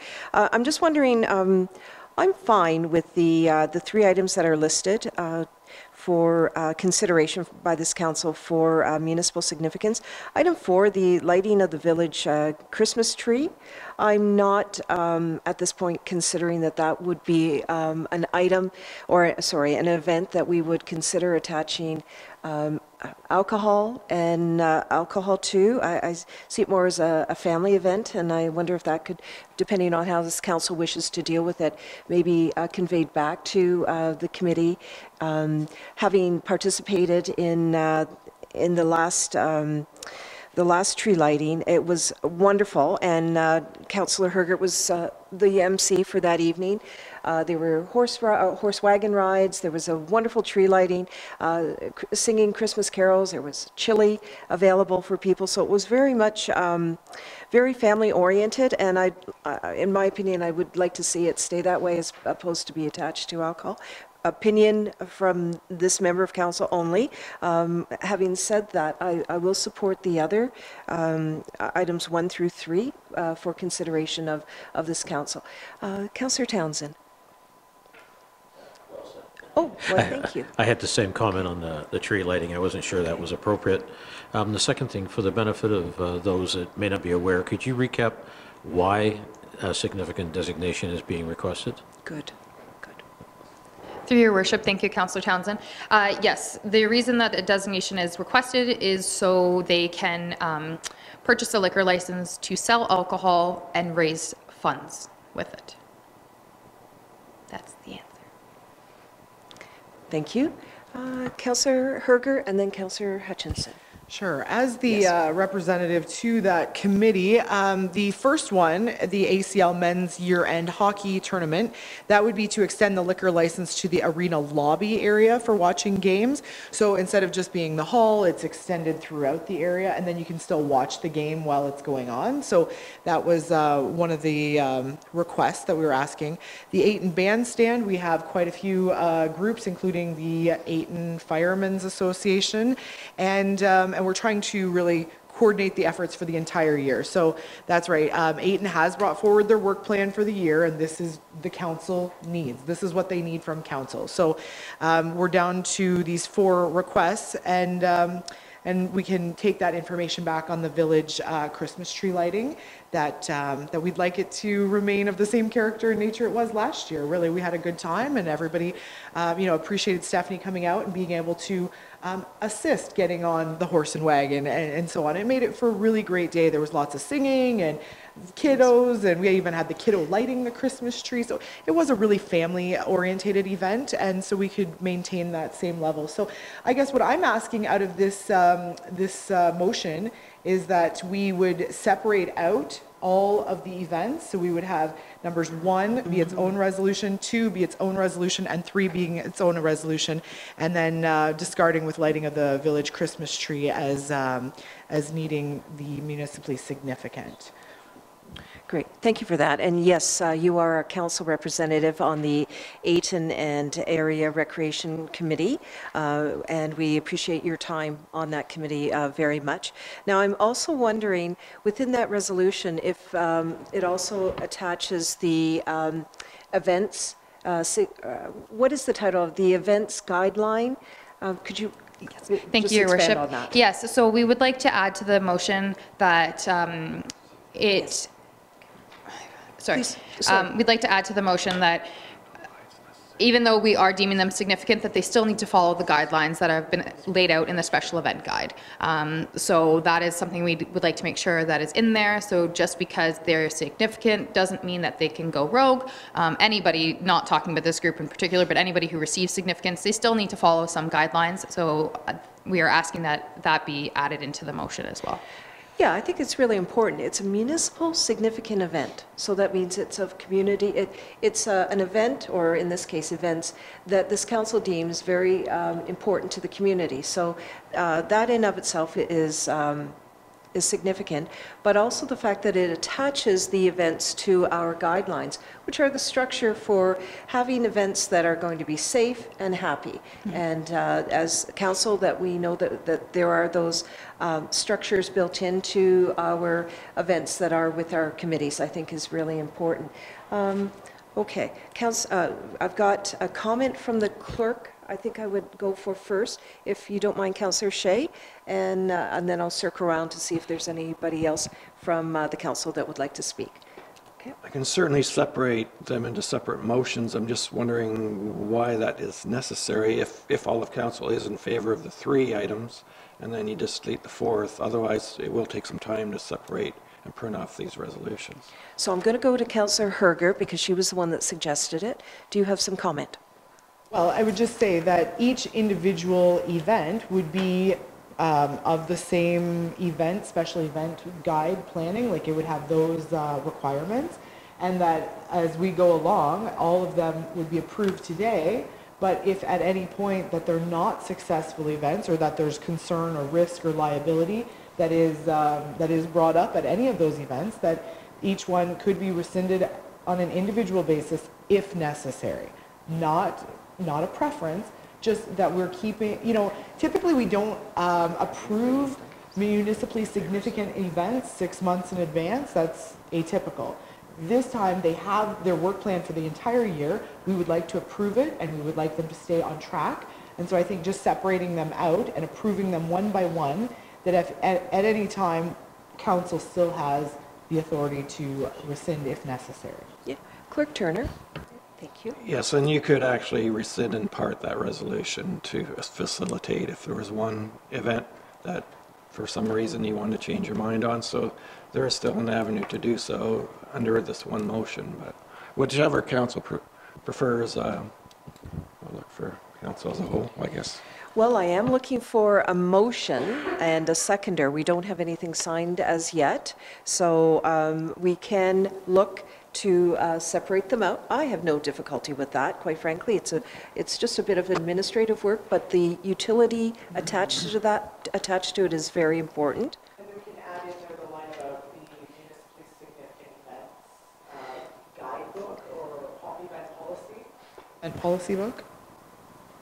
Yes, absolutely. So shall I bring the motion down here for you to consider? Would that be an option? Yeah. If you are going to move it, I'm just going to pass the, we do not have a mover and a seconder or a motion on the floor at this point. It's still at the discussion stage. So I'm just passing that motion forward, and if you choose to consider putting some amendments to that particular one, and then if you have a seconder, then we'll bring it forward. I would still like to see it separated. Oh, for sure. No, we can have that addressed, so we can read them separate, and then it'll be so noted. So we could read, if you choose, and I'm looking to the clerk here, but if you decide to utilize that page to just amend what you wish as a mover, and if we have a seconder, I can read out each item or each event separately and call the vote separately with everything else that's attached to that. Would that work, Clerk Turner? Sure, like, for instance, the first item, it does talk about the liquor, extending the liquor license. So if you want to wordsmith that for that first event, I can in turn make some other resolutions for the other two. You've mentioned something about the municipal significant guidebook or Right, just subject to CO. the special events guide being followed. Yeah. CEO has a... CEO Johnson, please. Yes. Thank you, Madam Mayor. And if I might, I know that the clerk's been very busy this morning, but I did send some language for his consideration in an email earlier this morning. So, Mark, I don't know if you want to jump on there and have a look at my proposal on how we accommodate the municipal event guide. While he's looking, would you care to elaborate? I can read it for council's consideration. Yep. That you're approving the designation as municipally significant. The second part of that would be staff be directed to assist the Ayton Area Recreation Committee in achieving compliance with the municipal special events guide process. Okay, I like that. Councillor Hergert, I sent it to you because I saw you were trying to do that on the fly, so it's there for you to look at it as well. So you're proposing that could be folded into what we have, what's perhaps being worked on now. Good. Yes, if council is agreeable, that would assist staff in explaining why the guide is important. Okay. So what I propose is once the motion comes forward, I'm going to have the clerk read it, and I will be, as mayor, calling the question. But this will provide clarity for members of council and also those in the audience and watching this on YouTube. So he will go through all of that, and then I, at the appropriate time, will be calling the question on that. So I'm just going to pass this over to our clerk right now in preparation for that. Councillor Townsend. Yeah, just before you read that, one of the things we didn't do was rewrite that sentence at the bottom, which actually is extending the liquor license for the first event, but that could be put together with item 1 only as one sentence rather than being down at the bottom. Okay, thank you for that. Just from a format point of view. Sure. Okay. No, that's appreciated. Councillor Shea. So this isn't a wordsmithing question. Okay. So the fourth item, I want to ask Councillor Hergert, who's on this committee, how the fourth item came to our table if you were at that meeting and didn't approve of that. Well, this is an item of, so the lighting of the Christmas tree in the village already happened last year. This year, it would be a different format of adding alcohol to it. So we, last year we didn't do that at all. Last year we had an issue with, well, it wasn't even an issue. It was that mid-year things have changed for public health and food handling. So now we're going to be doing chili a little bit different as well. We have not had alcohol attached to this before. And so this is being brought through Stephanie. And in fact, this will go to our committee of the whole discussion this afternoon about what exactly we're doing with that committee, what we're doing for recreation, how we're supportive of recreation. This is coming to us from the Recreation Committee that they're going to light the village Christmas tree, and yet at the same moment we're adding in the component of alcohol. And in fact, we probably don't need that. We could still light the Christmas tree as a family event without having that component. So my concern is that that committee has asked us for this, and for us to say no would be, in a sense, overriding a decision of that committee. So this isn't just a topic for discussion that they've brought forward. This is a decision that they've made, that they've brought forward. Right. is my understanding. That's right. Clerk And I would be very hesitant to override a local decision like that.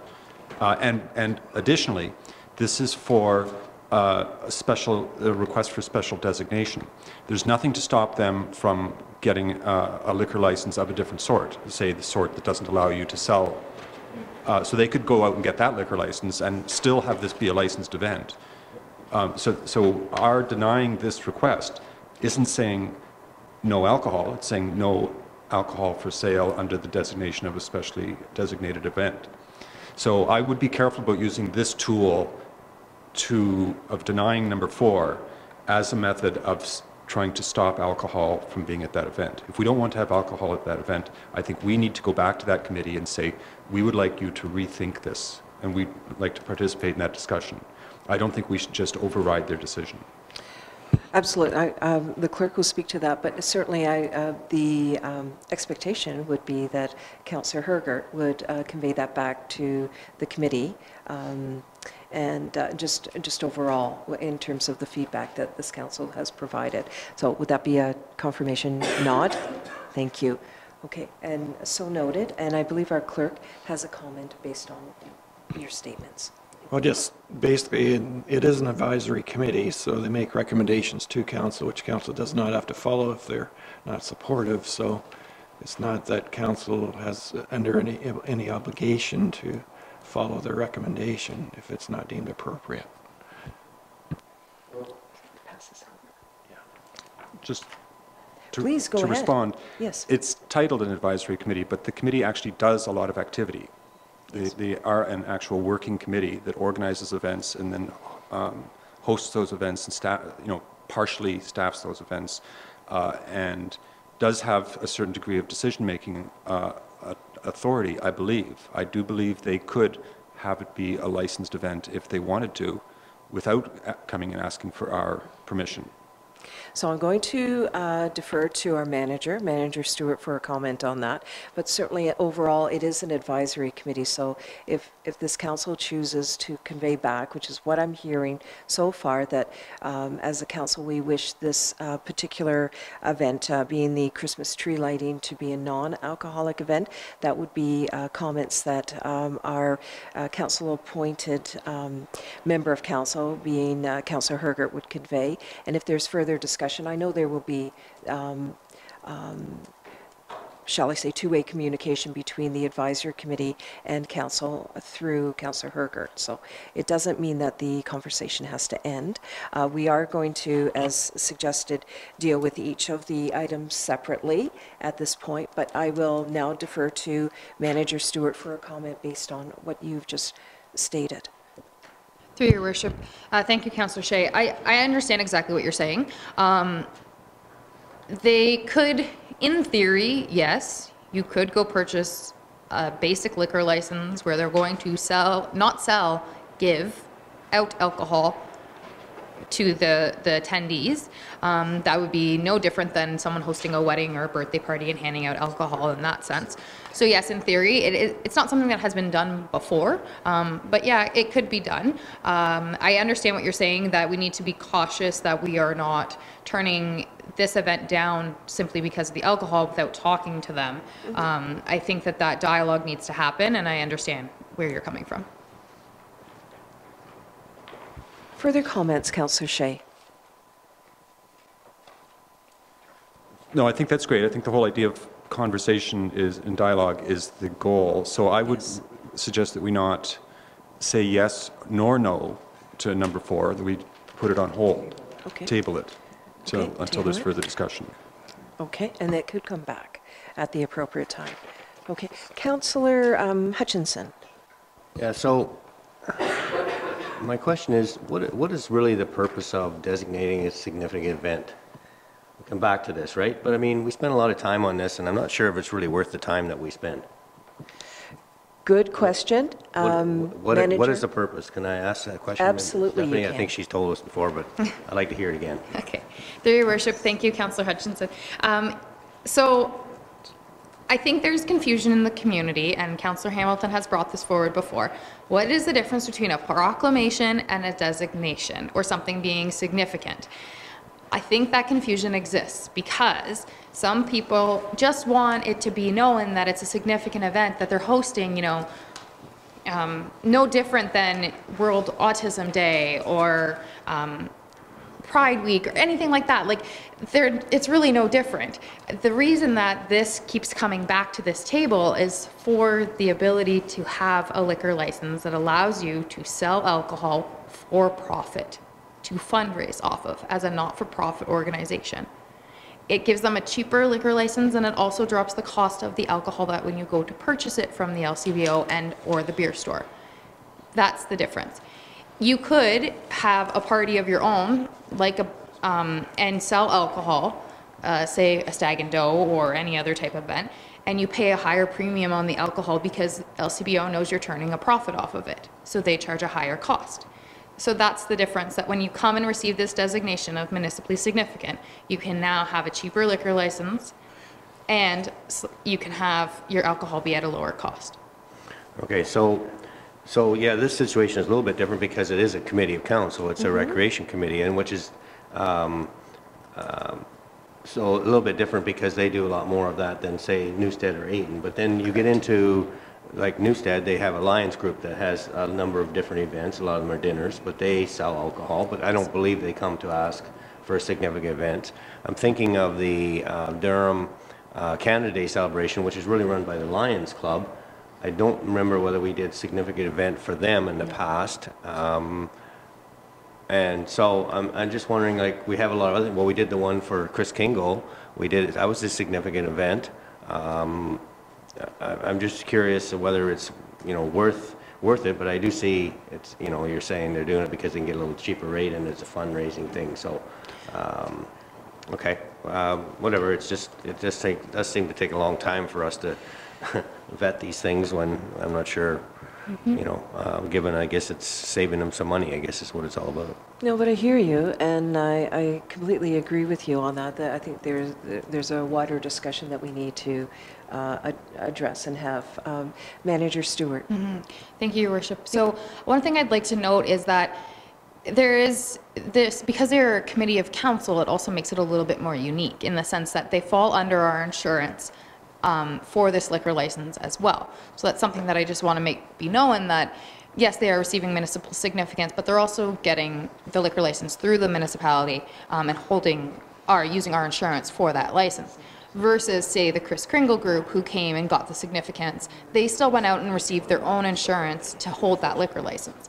So by the municipality deeming, say, a Chris Kringle event significant, the only link we really have to that is that we've now deemed it the significant. So people from the general public could make the assumption that the municipality of West Grey is endorsing that event and knows about it. So that is kind of the difference between a member of the general public coming forward and asking for significance versus a committee of council asking for significance. Good. And as we have a manager of community services that her portfolio deals with recreation.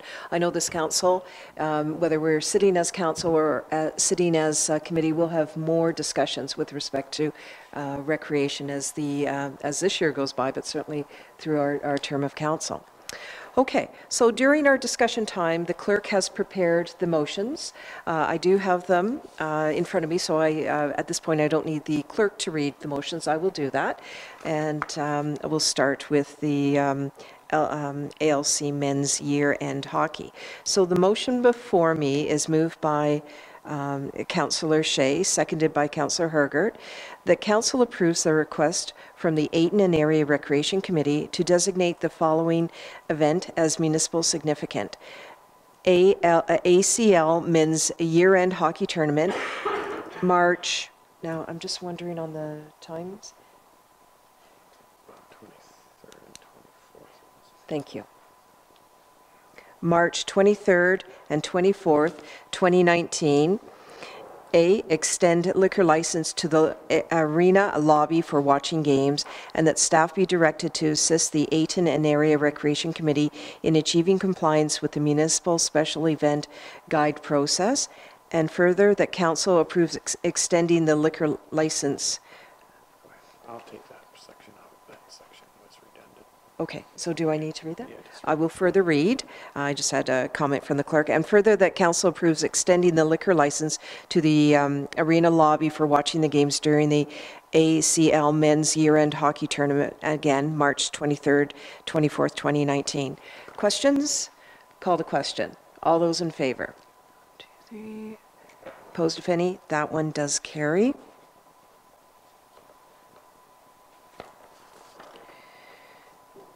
Moved by Councillor Hutchinson, seconded by Councillor Hamilton, that Council approves the request from the Ayton and Area Recreation Committee to designate the following event as municipally significant. Ayton Bandstand, June 15, 2019, and that staff be directed to assist the Ayton and Area Recreation Committee in achieving compliance with the municipal special event guide process. Questions? Calling the question. All those in favor? Opposed, if any? It does carry.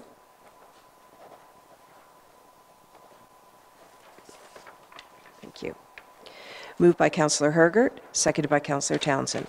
The Council approves the request from the Ayton and Area Recreation Committee to designate the following event as municipally significant. Family Fun Baseball Tournament, August 9th through 11th, 2019, and that staff be directed to assist the Ayton and Area Recreation Committee in achieving compliance with the municipal significant event guide process. Questions?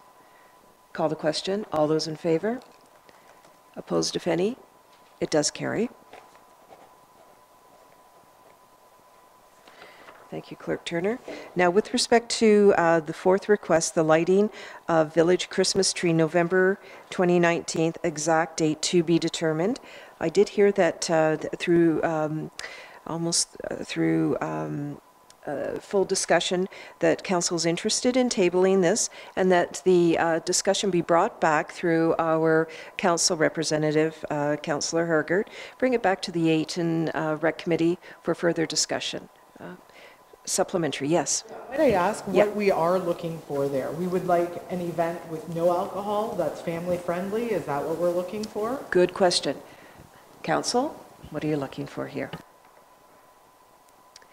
Councillor Townsend. I would agree with that description of keeping it to a family event. I think if it's going to be a fundraiser, that's one thing, but I don't think that was the intent of the event. So unless there's a valid reason from the committee to come back and say, this is why we want to raise the funds and this is the sort of opportunity to do it, then I think I'd prefer to stay away from it. Yeah, and I would agree with that, and certainly my comments at the top of discussion for this report, I would like to see this at least have the discussion that it's a family event, it's a Christmas tree lighting, and so with that, I would respectfully ask the Ayton Recreation Committee to consider the event to be non-alcoholic overall, so recognizing that Council at this point is not looking for municipal significance, although it could come back to this table for consideration, that we would like the committee to consider it be just family-friendly, non-alcoholic. So that's my perspective. I'm looking to the right of me. Councillor Hamilton. Can I once again ask our manager to describe the other municipal, like proclamation? What's the other word that we have? Designation. And when would you use that kind of term? Through your worship, thank you, Councillor Hamilton. I believe like you would designate like the World Autism Day as a date that the council notifies as significant, and we're designating that. Perhaps the clerk or the CAO know more of those examples, but... Okay. I just didn't know if there's confusion about this event, if maybe they're just looking for the municipality to shine a light on the event. Maybe that's part of the discussion, that there's other mechanisms to bring attention to the event. Perhaps they weren't intending for alcohol at this event. I don't know, but that could be part of the discussion at the Ayton Rec. Before Clerk Turner, just to respond, and then I'll come back to you. So the procedure bylaw for council does have a section that speaks to declarations, requests for declarations or proclamations. So what that says is basically if I receive such a request, it goes under miscellaneous correspondence and is then incumbent upon a member of council to request that to be pulled.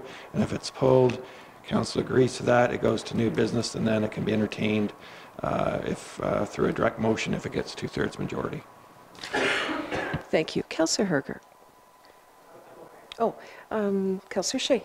Well, I think Councillor Hamilton was actually raising a different question, and that is, maybe was this group possibly asking for a designation of this for reasons unrelated to alcohol? No, okay. Okay. But good consideration.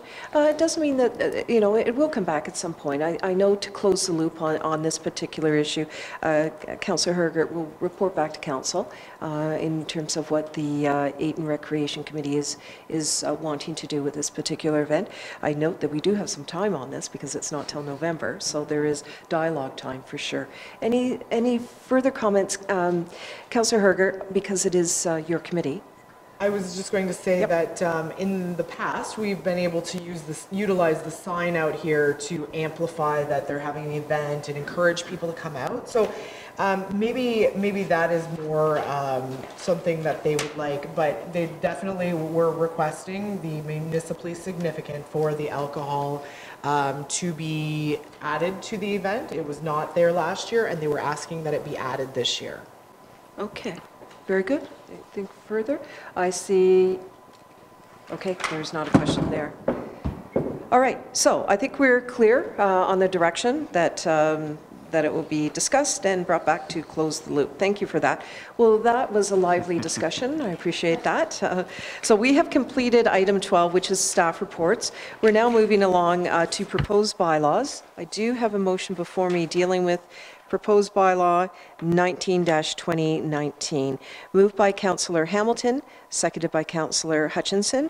Be it resolved that bylaw number 19-2019, being a bylaw to appoint a chief building official, Carl Shipwreck, be now read a first, second, and third time, passed and numbered, and that the said bylaw be signed by the mayor and clerk, sealed with the seal of the corporation, and engrossed in the bylaw book. I do wish a comment from the clerk on this, because you'll recall we did pass a bylaw, I think at the last meeting.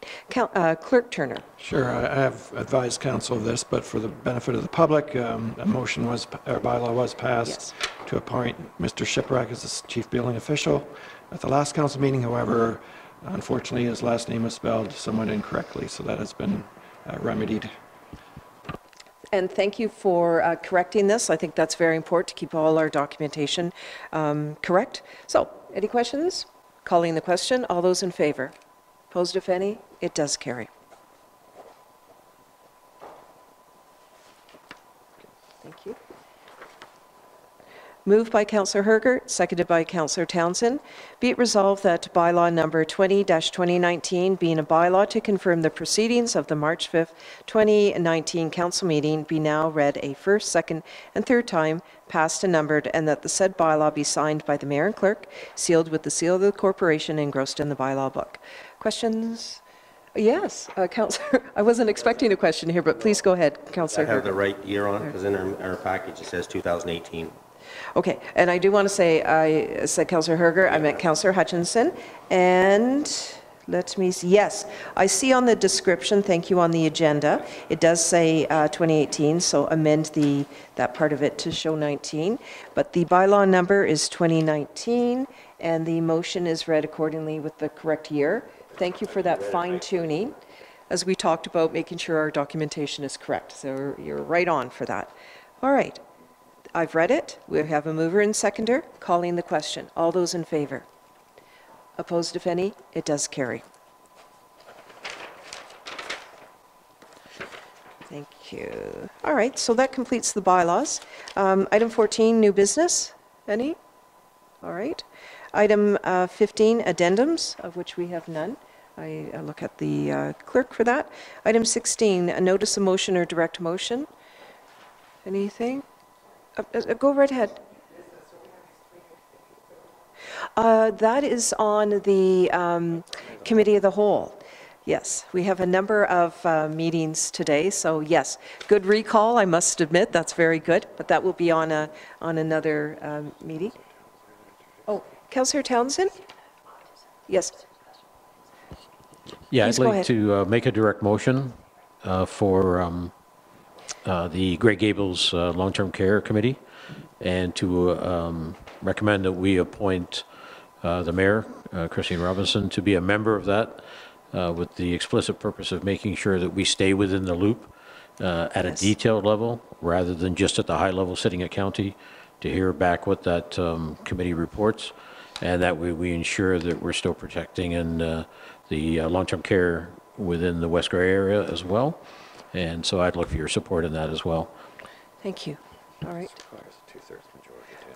So we need a seconder first, Clerk Turner?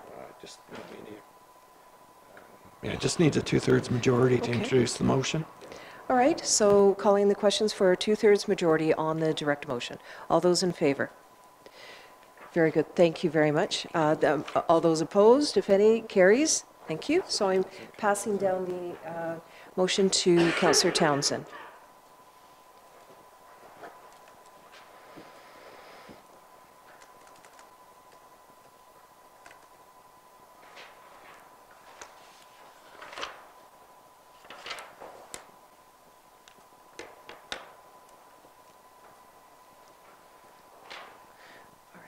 Thank you for that. A motion then moved by Councillor Townsend, seconded by Councillor Hergert, resolved that the Council of the Municipality of West Grey hereby appoints Mayor Christine Robinson to the Multi-Municipal Long-Term Care Working Group. Questions? Councillor Shea. What's the rest of the composition of that group? It's mayors or deputies, as far as I'm aware, and there may be a member of council. But I actually will provide you with a comprehensive answer following my first meeting. So I will stay tuned. Anything? Yes, Clerk Turner. Just the terms of reference for that working group does indicate that the composition would be 2 members of council from each participating municipality, that up to 2 that can sit on it. Okay. Councillor Hutchinson. So my question is, how is this group different from the county committee that's looking at long-term care? Yeah, I can respond to that. I have been, I serve on the Grey County Long-Term Care Committee. That is a committee of Grey County. So we deal with all of the long-term care issues with respect to county business. The Multi-Municipal Long-Term Care Working Group is a group that is basically a standalone. It's not attached to the county, but it is a committee where there are other members of council from the Grey County area that serve on that. So it's just an extra step in information. So that's why I felt that almost, it enhances our knowledge of long-term care, and it also closes the loop, I think, on some communications. So are they open to the general public joining this group, sort of thing? Because I'm thinking in terms of the group that we had locally that voiced their concerns when all this was taking place, whether there's opportunity for that group to have a voice on a group like that. Like, it's not, it doesn't sound like it's a public group. It sounds like it's all municipal councillors, right? And mayors and deputy mayors. So I don't know whether there's any... Well, I think in the past, there have been people in attendance. I will get that clarified for sure at my first meeting. I think that's really important. The clerk's just reading something, or will read something from the terms of reference. Just again, the terms of reference does speak to the composition of that working group, and it does say the council of each participating municipality shall appoint 2 members of council to sit on the working group. So it specifically says council, and now it actually says shall appoint 2 members. I'm not sure if that's absolutely necessary, but that's the way it's worded. Sometimes shall is when it's not in legislation. It doesn't have that same approach to it. I note Councillor Townsend and then Councillor Hergert. Yeah, I had the same concern, Doug, about making sure there was representation. I don't think that we will, I didn't think we were able to add someone from the Save Rockwood group. The mayor and I have had extensive conversations around long-term care and the fact that, if you recall, I was on the Save Rockwood and part of the executive to drive that, to ensure that the Save Rockwood vision and sort of expectations are being met. It's one of the reasons that I wanted to do this, was to make sure that that is still there. And I know that we'll make sure that we get the right feedback, the right information. And again, it's not a matter of looking at, are they following the guidelines or et cetera of the motions that have been passed to county, because they're there. They give them the framework under which they can work to some degree.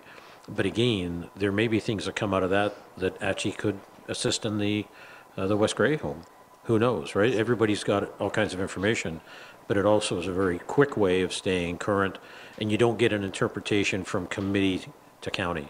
You're actually sitting at the table, and it's not just the people from Grey Highlands that are sitting on that meeting, right, or on that committee. Right. They're from all over Grey County, so you really don't know where that could lead or where it could go. This protects and gives us a seat at the table. Yeah, and that's quite right. We've got the Grey County Committee, that's essential. And I think this is just another opportunity to make sure we're tapped into the discussions that are going around with regard to long-term care. Councillor Herger. I guess I was curious what the mandate of the committee is, what the outcomes that we expect, what the deliverables are. Are they bringing any of these recommendations to the county level? I mean, what is the working group doing other than sharing information?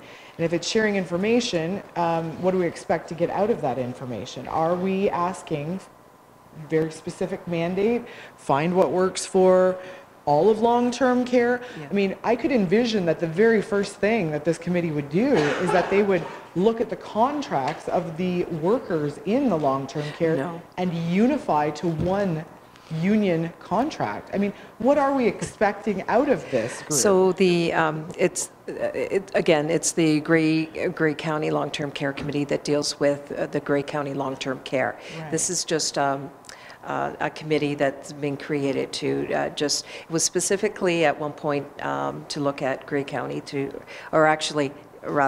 save Grey Gables and that whole discussion. So that the terms of reference, I think our clerk could just read out so that we've got that clarity for it, please. The mandate and the deliverables. Yeah.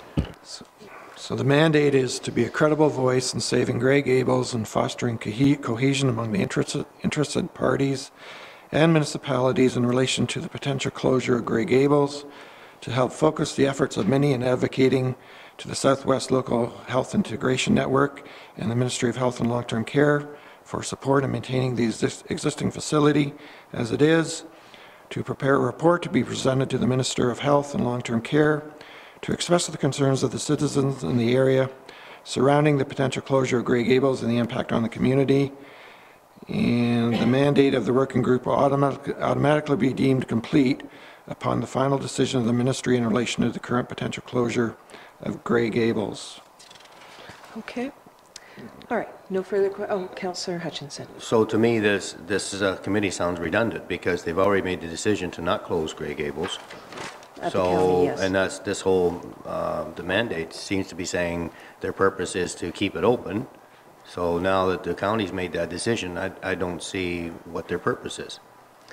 Yeah, I think it's, the committee is dealing with Rockwood Terrace. I just feel that, that this is an opportunity to be part of that discussion group, and that if, you know, at the appropriate time, I could bring it back to council that it's no longer necessary to be a part of that. We're not getting the information that, that is necessary for having conveyed the information to our council. So just see it as another opportunity of communication lines, and that's purely what it's looking for. I do just want to say that we're having a flag raising, so I want to ensure that, just a heads up, that we've got that flag raising for Autism Ontario coming up for 12 noon. So heads up to that we would like to finish the council agenda before we go out to the flag raising. So unless we do need to suspend it for a time. Councillor Townsend.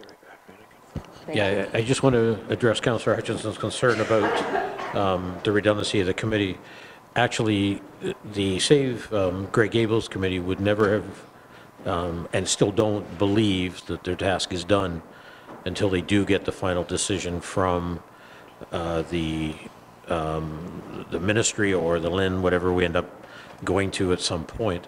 But I think the other thing to remember is that they will be putting different proposals forward as requested, either by the county or through the ministry. The reason that there's more people than just the original group, and the reason it involves more of Grey County, is my belief is whatever that evolves into in the way of reporting or information gathering or proposals, they want the support of that committee so that when they bring it to county, they have it. Number one, when it goes to the ministry, it has the full support, and it has sufficient support that it's no longer a contentious issue, which was the ministry's problem with not being prepared to deal with it at a later time, right? They wouldn't deal with it until that contentious issue was addressed. So this brings that whole issue of contention away, but it also means that we sit at the table and we get to contribute to that as well. And like you say, we take away, because I'm sure if they get questions back to the ministry about how do the two homes work, et cetera, you're going to have that discussion at some point.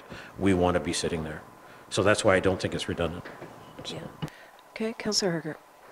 I don't believe I'm going to be in favor of this. I think that we have you sitting at the county level on the management committee there. I think that is where the decisions are going to be made, and I would like to uphold that committee and show the respect for that county level committee, that you're taking an approach for the whole county, and so are the other mayors and deputy mayors that sit on that. I'm not opposed to receiving information. I just don't think that we're just going to build tiers of layers, and I want them to be effective layers. So I think we already have the effective committee of county council to address that. So that's where I would like for you to show your support, is at that level. Yeah, and absolutely at the county level, that's where the support will be. This is not considered a layer, but just another avenue for communication. But I respect your discussion and position on that. Councillor Shea. I think that you haven't gone. I think you should go figure out what's going on. Let us know what the evolving mandate of the committee is. I assume the mandate is going to evolve to include Rockwood, and perhaps to see if that committee can't be some sort of welcoming venue for citizen advocates as well. Yeah.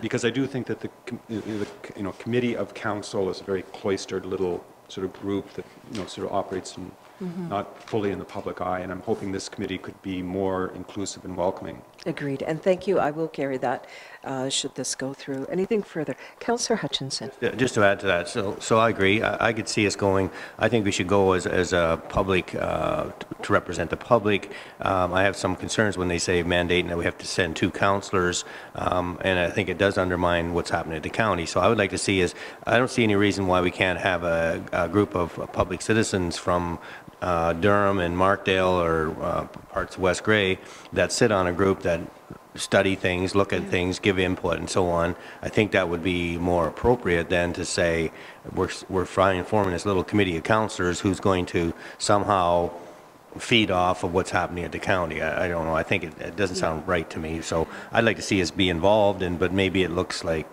different, and obviously the mandate I think has to change. So. Yeah, and I think if this motion goes through, that is something that I will carry to this committee in terms of, is the terms of reference and mandate still relevant? Does it need to evolve much grander, based on the conversation that is at this table for certain? See nothing further? Yes, Councillor Hutchinson. But do we need to make a motion for that if you just go as a member of general public? Well, anybody can go, really.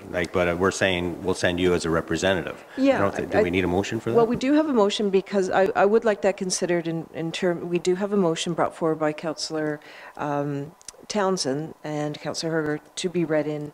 I would like to see, if at all possible, Council can consider the passage of this, and I have the authority of this Council to be at that meeting, and then I could bring information forward.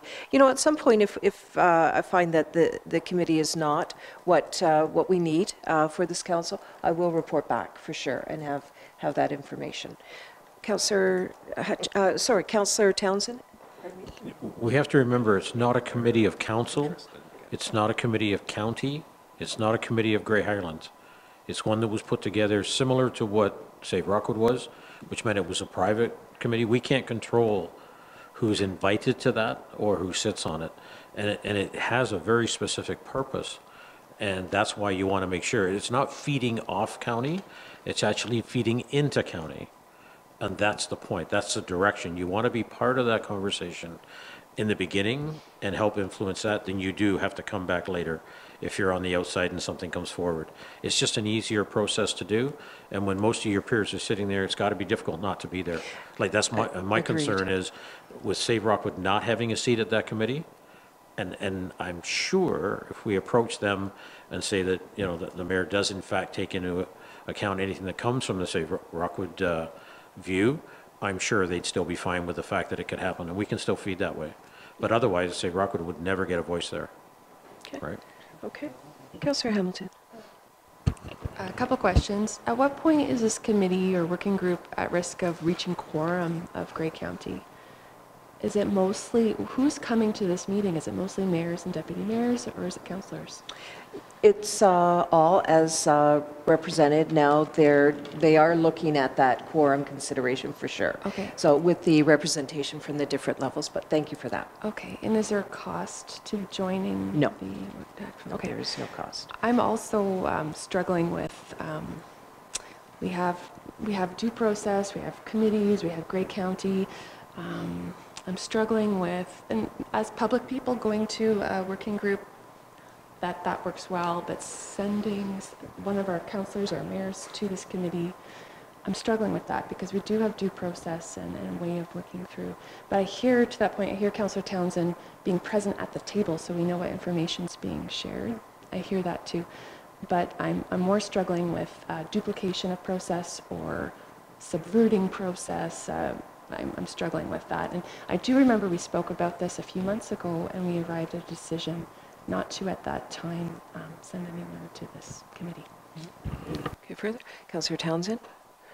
Last comment is remember the powerful result from that group of people that came out of the change. And I don't think it's just the election that created that and different thinking people. I think they actually convinced people that it should be looked at differently because of the work they'd done in the background.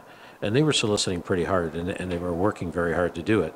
Save Rockwood went through that, year and a half before that in a different approach. But the point is they can be very influential. And that's why I think we really need to be at that table. And I'm passionate about long-term care and taking any step to make sure that the long-term care provision in West Grey is not lost. And I think that's been pretty clear over the years. So, okay. Councillor Herker. When was the last time that Save Rockwood met? Any idea? Probably a year or so, but we still communicate via email. I would like to see our mayor sit on something local and bring that voice forward. This mandate is all Grey Gables, all Grey Highlands. We do need to have more cooperation back and forth, but that should go through the county. Again, I've already mentioned, I'm not sure that any recommendations that they provide would get to this management level, and then are they heard on behalf of Save Grey Gables? Yeah, no, within the structure. Where's the Rockwood voice? That's what well, I think that's fabulous, and I would just look to Councillor Townsend to extend that invitation through the Save Rockwood Terrace. I think that's a very balanced approach. Absolutely. I think the Grey Gables is also representative of our citizens as well. So there is a choice, Rockwood or Grey Gables. So that's just the balance for West Grey residents and for Grey County residents overall. But I think that's really great. And to have the balance for Rockwood Terrace. The recommendations from this committee don't come to the Grey County committee at all. So it's a working group, and it's to stay connected. I think that's really what Councillor Townsend is achieving, that we have that connect. So we have the connect with Grey Gables working group and also Rockwood Terrace on that. Okay, Councillor Hutchinson. So if we're going to go forward with this, can I make a suggestion that we add Mr. Townsend as representatives, since they're asking for two, and I think he represents that the working group for Rockwood. just because he has an inside scoop on that, being there in the past. So because that's my concern as we go to that. I would like to see to change the mandate. Sure, it's fine to push for long-term care and keep 2 homes open, but we want to have a voice at the table. It's not just Grey Gables. We want to have, Rockwood wants to have a voice. So based on what they've given us so far, I'm not sure if it's there, and I would like to make sure that if we're going to be there, then we have a strong voice. So what I'd like to say is, Councillor Townsend, is that something you would consider doing? Okay, now Clerk Turner, we do have a motion here that has Councillor Townsend and Councillor Herger. Do I need to get a different mover? It's a friendly amendment, if they would deem it a friendly amendment. And Councillor Townsend could still move it as a friendly amendment then? If they're okay with friendly amendment, we don't need a separate motion. Okay. Councillor Townsend and Councillor Herger, would you accept that as a friendly amendment to include Councillor Townsend to also be appointed to this committee? I would like to see a different mover at that point. A different mover. Okay, thank you. Thank you, Councillor. I'm going to send it over to you for signature, okay? Do I just need to read it then? How about, we can even do a separate motion if you wish to appoint Stephen. Can it all go together? Do you need it? Yeah, we just have to do another motion Okay. to amend that. You have to get a mover and seconder to amend that motion. Could you just say that into the record, please? So we'll need a mover and seconder to add that as an amendment to that resolution. So we need a mover and seconder. So Councillor Hutchinson and anybody else going to consider Councillor Townsend on it? All right? No. Yes. As point of order. Point of clarification, perhaps. Yeah. Clerk Turner, I believe a similar we discussed this a few months ago, but we're discussing it again. That's permitted to. Can you help me with that, please, Clerk Turner?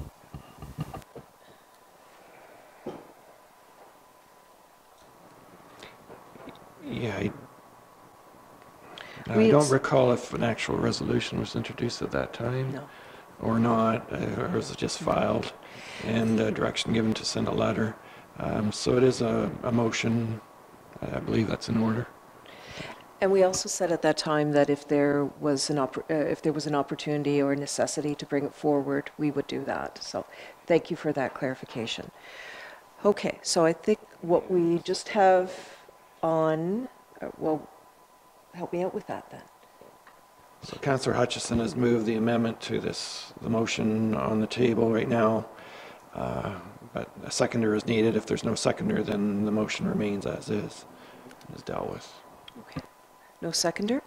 All right, so then now Clerk, okay, Councillor Shea. I think there was some discussion down here about whether Councillor Townsend wants to be moving a motion that appoints himself to account to a committee. That's what we were just dealing with.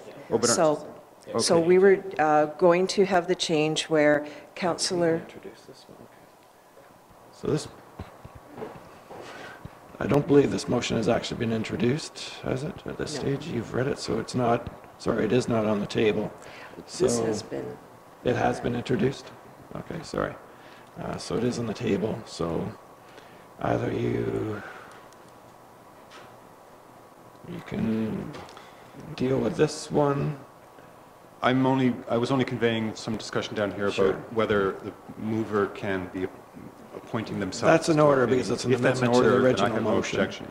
Yes, it would be a motion, an amendment to the original motion, so I don't see any issue there either. Unless you're not comfortable, Councillor Townsend, and you could deal with the motion as is, you could introduce. Are you still looking for a seconder? Yes. Yeah, I'll second that. Okay. Okay. So would you please just read the motion before us, moved by Councillor Hutchinson, seconded by Councillor Shea. Resolve that amendment, or resolution number 77-19 be amended to also appoint Councillor Stephen Townsend to the Multi-Municipal Long-Term Care Working Group. Is that clear? So I can now call the question? I am calling the question. All those in favor? 1, 2, 3, 4. The amendment is moved. Oh, all those opposed? 1, 2. So it does carry. The amendment is carried. All right. Let me deal with this motion. Councillor Hutchinson? Can I just add to that, that when you people go to that meeting, then I would like to see that they open it up to give the opportunity to other citizens, becomes a citizen group, not necessarily just a council group. And it becomes a citizen working group that's supporting long-term care. I would have a better feeling for that rather than just a special council group. Yes. Yes, and the clerk has confirmed to me that is included in our minutes. Okay, so now the main motion that I'm reading here includes both the councillor and myself. Okay, so moved by Councillor Townsend, seconded by Councillor Herger.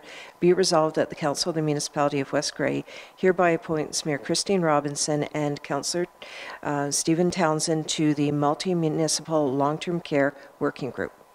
Questions? Councillor Herger. Earlier it was stated there's no fee to join this group. Yes. Is there a fee? In the terms of references, it states that the working group does not have access to municipal funds. However, a recommendation from the working group on use of municipal funds to fund initiatives may be presented to council for consideration upon request. And also, just for council's information, they also talk about reporting relationship. And it states the working group will keep minutes of all meetings. A final report will be prepared by the members of the working group and presented to each participating council as soon as possible after completion. So I guess it's kind of after the fact that the report's done, but so at least it reports on their activities when that mandate is completed. So my question is, there's no fee to join, but we would be paying for our mayor and our councillor to attend meetings and therefore travel time as well, or the kilometers? Yes, as right? per any other committee, yes. Okay. That's correct. I will not be supporting this because of those other reasons, but I really am looking for a change in mandate if we would continue on that. Oh, clearly. Looking. Call the question. All those in favor? 1, 2, 3, 4. All those opposed? 1, 2. Motion does carry.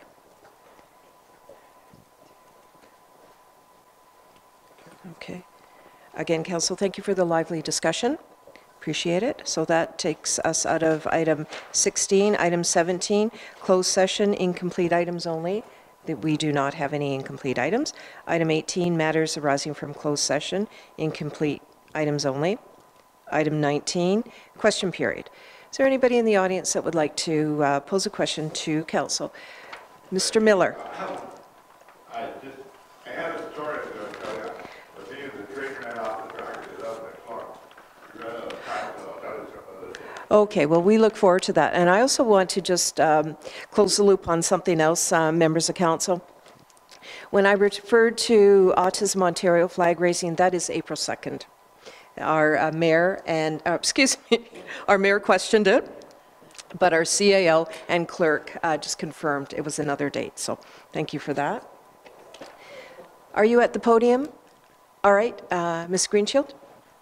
Just in regards to the Launchpad's presentation, yes. I love the idea.